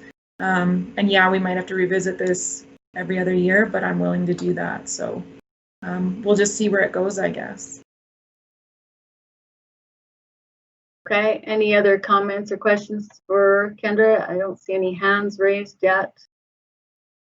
Raise your hand if you do, please. No hands. Okay, thank you very much for that, Kendra. We'll move on then to 7C, our Canadian Agricultural Partnership Emergency Preparedness Program grant. Kendra. Yeah, so at our last meeting in March, I informed the board that I was applying for this grant. So we were successful in obtaining this grant through the Canadian Agricultural Partnership. And so this is to, we've hired a consultant, Jennifer Woods, to write a livestock emergency preparedness plan for the MD of Bighorn. So she's in the process of that. We're moving forward, and she hopes to have the plan finalized in the fall, I believe maybe October. So she will be presenting that at one of the council meetings, and I will definitely be sending it out to the board. Of course, as part of this grant, we identified a number of objectives, and there were workshops involved in those objectives. So we were planning on hosting 3 different workshops to inform people about the plan, and as well as some training opportunities. So I'm currently waiting to see how that will unfold. If we can do a virtual workshop, great. I'm not sure what the attendance would be like on that, but we'll just see how that rolls out. Other objectives for this grant, along with the plan, include informing members of the public in the newsletter. So I'll be writing a small blurb in our fall newsletter that's coming out in September, just informing municipal residents that this is happening and this is taking place. Yeah, so just wanted to share that with you. We're successful in obtaining that, and stay tuned for our plan. Great, well, congratulations on that. Any questions or comments for Kendra on this, Councillor Clark? You're muted, Councillor. We got that grant. Can you hear me? Okay. Yeah, that's great news that we got that grant. You know, livestock is fairly big industry in the MD, and so and I have this particular concern about forest fires in the MD because of the concerns that have been raised, not by me, but personally, but other people about the fuel loads in the MD, and I think we have to be prepared for potential fire in a dry year. I know this year's last 2 years have been pretty wet, so it hasn't been a big concern, but that's a concern of mine, so this fits right in. Thank you. Yes, Councillor Butters, and you're on mute right now, Councillor Butters, so unmute.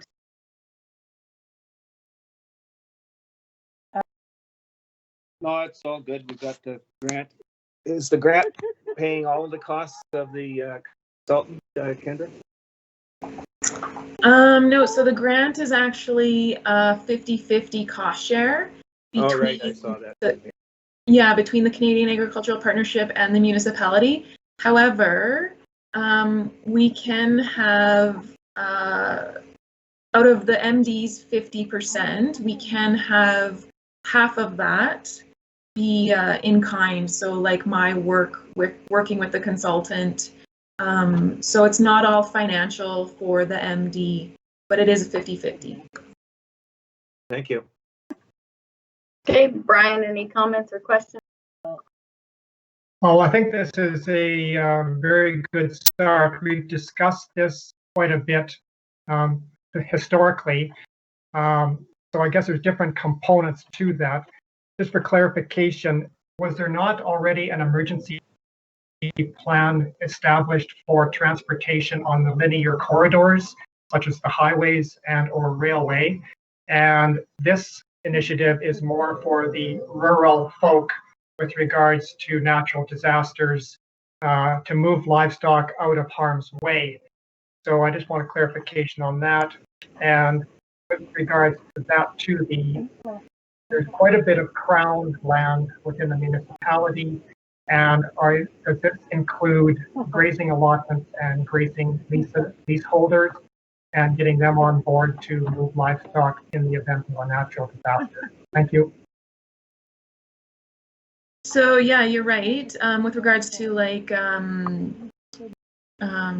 disasters on the highway or accidents, things like that, those we do have a municipal emergency plan. So there is definitely some crossover between our municipal emergency plan and a livestock emergency preparedness plan.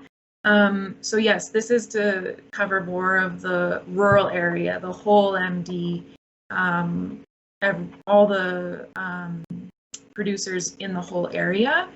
And it is interesting timing because we are in the process of updating our municipal emergency plan. So we're going to have these two new plans kind of around the same time.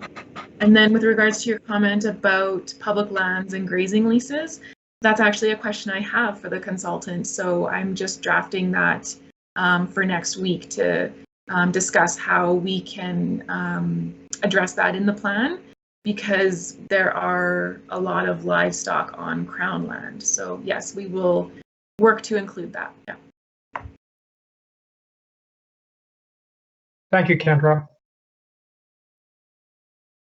Thank you. Pat, do you have any comments or questions, Kendra, on this? Pat speaking, no, thank you. Thank you. And Dwight, do you have your hand up and you must have a comment? You're on mute. Am I? You're good now. Good, okay. I was going to mention that it's good that you're updating the MD municipal plan because some of the preparedness stuff and contact things, like we had a list of people who to get panels from and different things like that, maybe have to be updated. They're probably way out of date, some of them.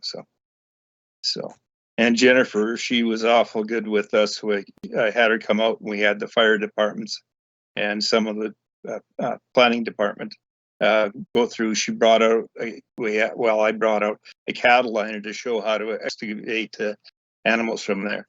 And it's interesting, you think only of them, but one of the biggest dangers is we've had, say, poultry having to go to BC to be slaughtered. What happens when they get out of the building? Hogs, there was that happened probably 15 years ago, got loose towards Banff in the corridor. You ever tried to collect pigs out of a wooded area? It's not fun, put it that way. So anyhow, there's lots of things that should be updated and stuff. So I'm really glad you guys are doing that. Oh, and is the emergency trailer, we got one close to hand? Is it lucky we got one stored there or what? I believe the closest one is Red Deer. I'm not sure if Rocky View got one, but that'll be updated as well because we have a list. I have laminated lists that the firefighters get, so yeah, we can update that as well. Yeah, that's good because I know we've seen Red Deer's one. You probably have too, and they got a very good system going there.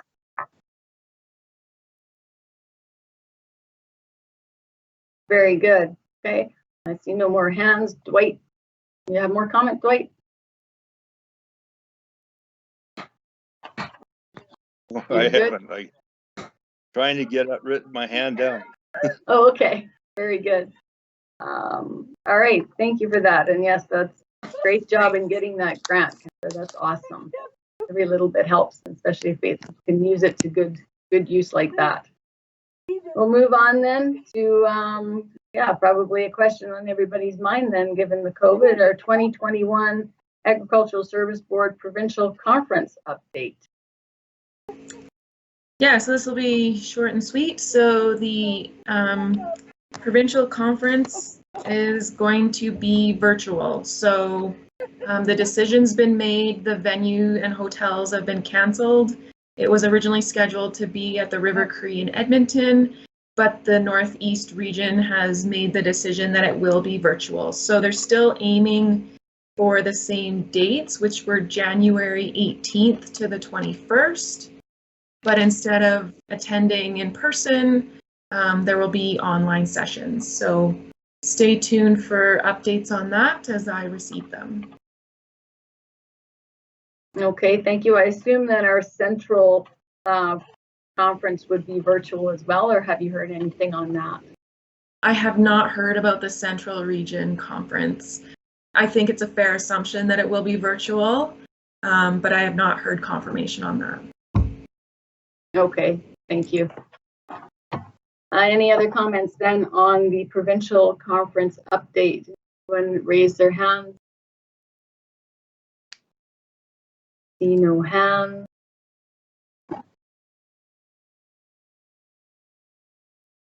No more comments then. I guess it's no big surprise it will be virtual. Okay, thank you, Kendra. We'll move on then to a new item on our new business, item 7E, the garbage left in the forest reserve. Pat, this was your item. Do you want to speak to this? Pat speaking, I will. Well, comes as no surprise to anybody, and especially given the realities of COVID and this area up in the Ghost Wipers being an area that didn't have any restricted access, that the problems have increased substantially. I was one of 3 people that went from the Ghost Watershed Alliance Society to the cleanup July 11th referenced by Brian, where 860 kilograms of garbage and debris were picked up in a very, under 4-hour time period. There was people involved from the backcountry hunters and anglers, as well as Watershed. And it was pretty phenomenal to be out there and see it. People shooting up things like televisions, computers, all sorts of everything you can imagine. I can't go into it all. But it does, come to mind that over 20 years ago in 1999, Bighorn submitted to the Minister of Environment the Forest Reserve Multi-Use Dialogue document, where there'd been a research over a year of what was going on in the forest reserve, and concerns about that. And listening to the radio, I recently heard our Minister of Environment, Jason Nixon, speaking to those concerns of the garbage in the backcountry, and basically saying unless things change, something is going to be done. Well, we all know the reality of the economics, but I would want to bring forward the possibility of, through the AEB and council, that we do speak to it as a municipality or as an ag board or however that is best achieved, and bring it forward to the government because they are listening, they are aware. I mean, I don't know if anything would be done, but I think it's time to speak to it again. And that's really what I wanted to say. Okay, thank you, Pat. We'll open for comments. Anyone with their hands up there? Eric, Councillor Butters, please. Well, thank you. Very briefly, I certainly understand where former Miss Simpson is coming from, and I'll certainly be happy to go, get some sort of response from council if we can. I don't expect that would be difficult at all. We will, this is an issue near and dear to my heart as well. So I'll take it upon myself to try and get some sort of correspondence going. But, it's a frustrating thing. Whether we'll get anywhere or not remains to be seen. Thank you for that, Councillor Butters. Brian, you have your hand up. Comments, please. Yes, thank you for that, Penny. The Ghost Watershed Alliance had that cleanup. We also are having a tentative date in September to do another cleanup, and that's with one of our funding groups called the BP Retiree Volunteers, British Petroleum. They come out with their group, which is, they do a lot of different initiatives for different communities. And so they are eager to come out and give us a hand on that. We usually go on the TransAlta Road to do that cleanup in September. And also with regards to the firearm use, it has become a very large problem. There's not only safety concerns, but there's the remnants of their clay pigeons that they're shooting, and also the shell casings from the bullets themselves. And the Ghost Watershed has submitted a letter of concern to government, Alberta government, and we've had no response back whatsoever. So it's an ongoing dilemma, and with the support of the municipality, we hope to keep addressing this concern. Thank you. Thank you, Brian. Councillor Clark, you have your hand up for comment.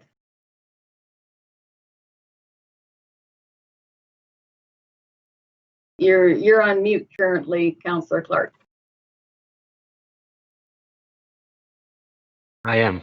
Okay. Perhaps Councillor Butters could cast some light on this, but I did hear on the radio that they were opening up Crown land for random camping.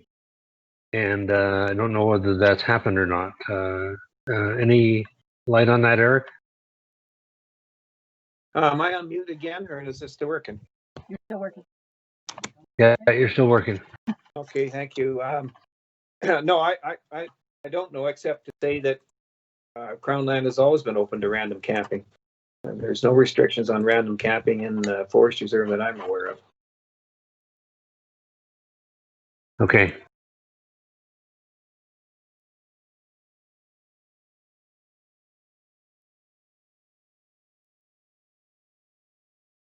Okay, Dwight, do you have any comments? Brian has his hand up again, so we'll go Dwight to see if he does, and then back to you, Brian. The main problem is the random camping, eh? And that's the real thing. And we got an extremely amount of more people going camping this year. As far as the firearms goes, I think there should be something done about that, because that's nonsense, eh? The other thing that should be something done about is fireworks. It hasn't been bad the last few years because we've been wet. But I can remember one weekend I was out there. I think you were out to the fire on the Barcy on the highway, Eric. And there was also that same weekend we had a campground up in the it's the north of the burnt timber. Anyhow, not north, south of the burnt timber. And anyhow, the random campers were using fireworks, and then it's illegal to use fireworks in the green zone, by the way.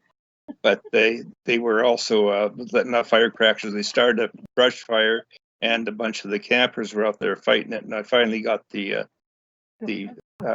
Forest Services emergency guys come out to help with that and try to catch the guys. We had got the fire out before he got out. That was happening way too often, and especially in the dry years. But I don't understand why they don't post signs or whatever. And what makes me mad is the little store down at the 1A sells fireworks, and everyone picks up fireworks. Let's go camping, and it's like no common sense. Let's put it that way. So anyhow, that's my beef. Thank you, Dwight. Brian, we'll see your comment, and then Paul had his hand, and then Penny after. So Brian first, please. Yes, thank you. Eric is right. Within the Forest Reserve, there's the Forest Reserve Act, and it allows people to random camp. And there was a qualification on that. There's a maximum stay of 14 days in any one point. However, people ignore that, and it is also not enforced. So people go out and set up camps, and those camps are there all summer long. And people just come back to Calgary or wherever, and then back out to their camp. So it's very a situation that's not enforced. Now, when we talk about general public land, I think we need a clarification on that, because there's public land that's under grazing lease. And of course, you have to get permission from the leaseholder. We would go on those prior to that. And generally, there's no camping on grazing leases. So I think we're talking specifically to the Rocky Mountains Forest Reserve and that random camping. Thank you. Thank you, Brian. Paul, I see you put your hand down. You're good. We'll go to Penny then. Just a thumbs up. Yeah, Pat speaking. Pat, Penny, Simpson, McMillan, it all works.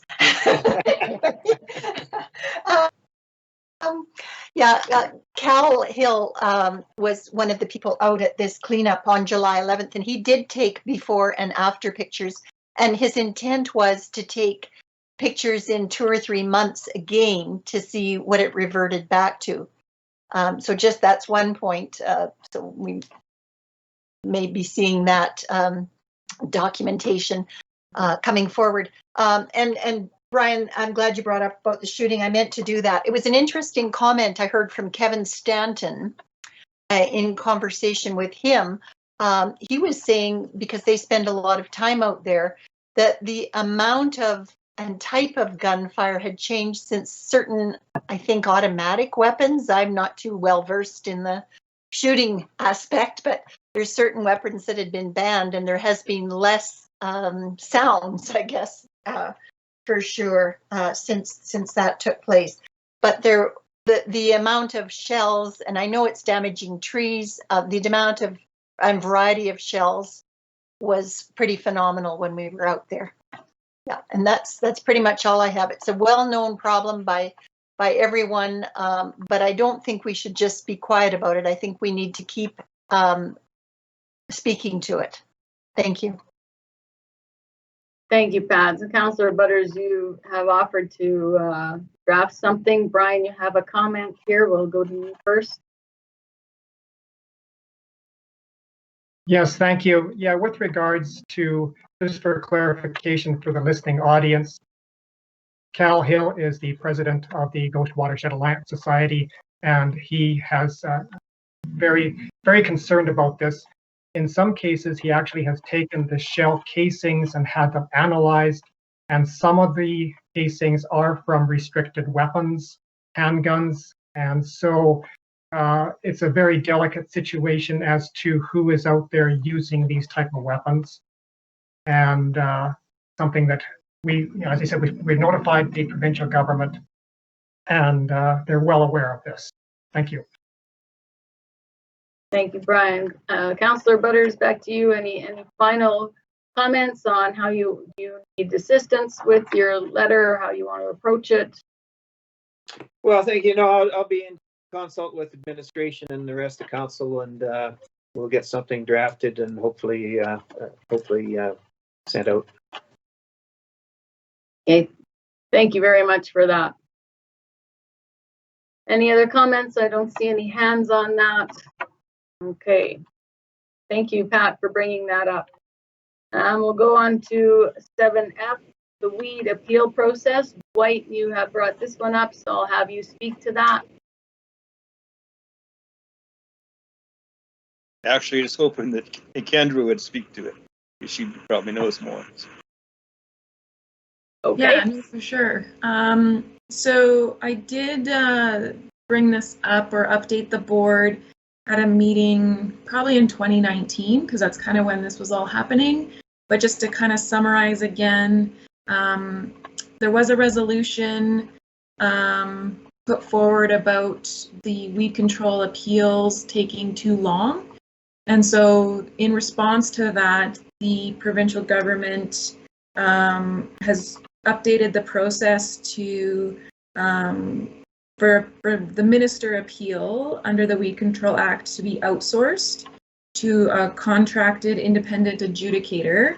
And so they will hold an in-person hearing where both sides can present their information and their position rather than the traditional written process. So this would hopefully eliminate the time required for written documents to be prepared, mailed, reviewed via mail as well. So the intent is to shorten the time this has taken. So one municipality has gone through this process of an appeal being reviewed by an adjudicator.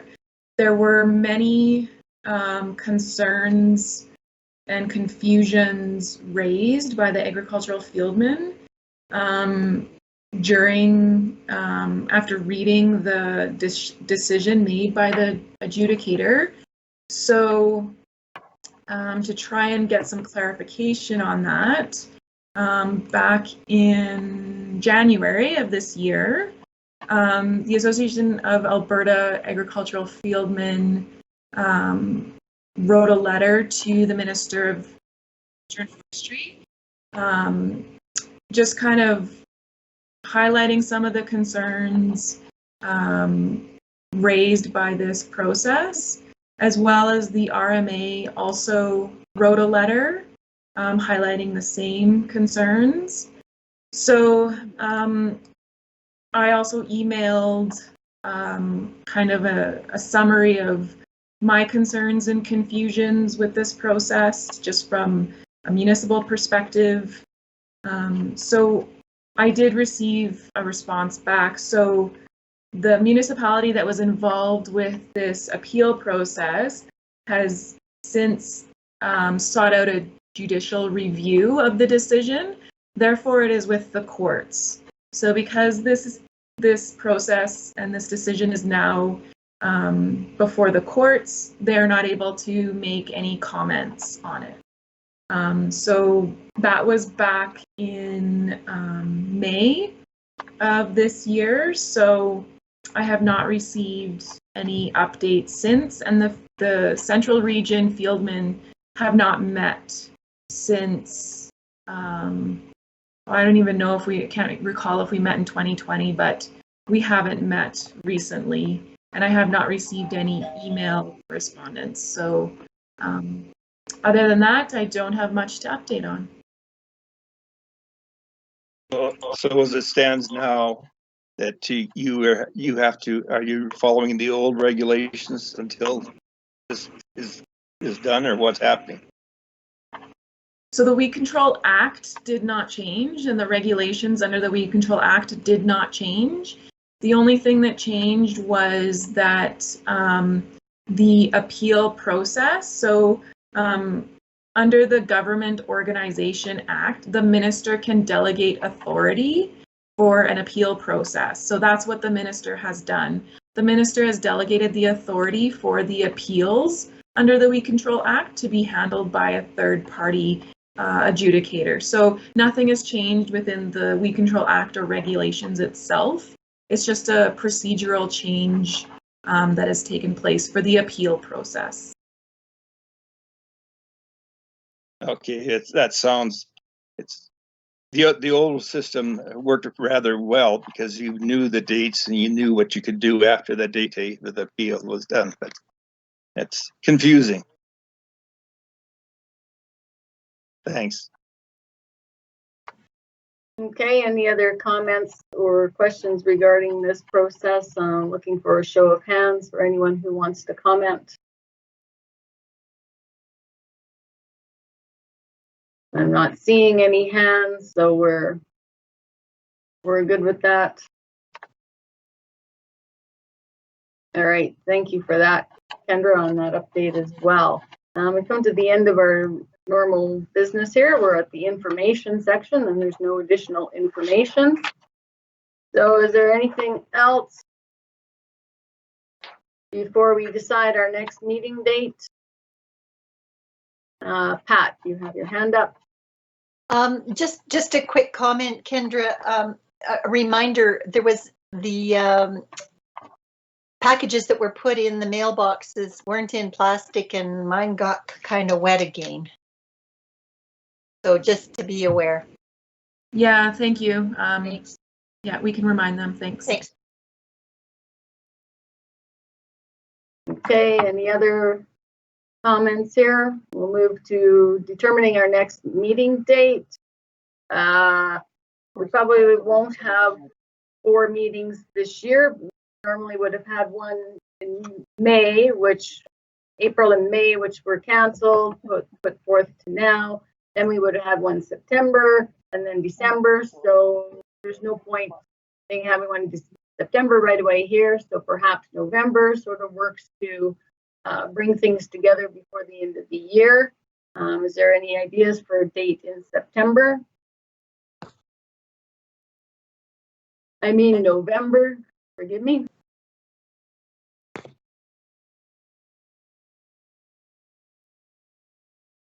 Councillor Butters, you have your hand up. Go ahead. Yeah, this damn thing mutes itself. If I'm muted now or not? No, you're not muted. Okay, thank you. Yeah, I think that's fine. With the usual proviso that if stuff comes up, chair and the chair can call a meeting. So if we choose a date for November, fine, but it could be at the call of the chair if issues arise that we feel we need to have a meeting for. Very good. Thank you for that. Pat, you have your hand up.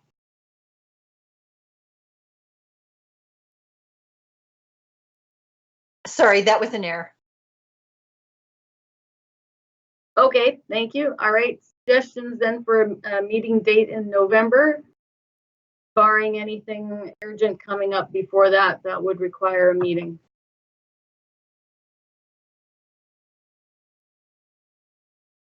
I would suggest the first 2 weeks. Hey, Councillor Butters. We just need to avoid the RMA meetings that will be, I think they're typically second week in November, but I don't know the date myself. Okay, there's Friday, November 6th, Friday the 13th, Friday the 20th, or Friday the 27th. So Friday the 13th would be in the second week. 13. The 6th, the 20th, either of those.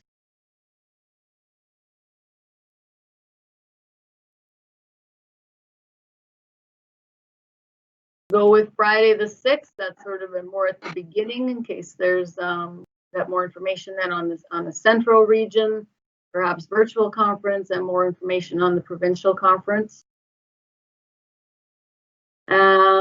Tentatively set it virtually or the possibility in person, depending on how things are the end of October, beginning November. Does that work? Yeah, I would suggest at this point plan on virtual, and I will update you if things change. I'm sure the counselors will know ahead of me. All right, so we'll plan for, like we did today then, a virtual meeting on Friday, November the 6th, starting at 9 o'clock again. Anything further before we adjourn?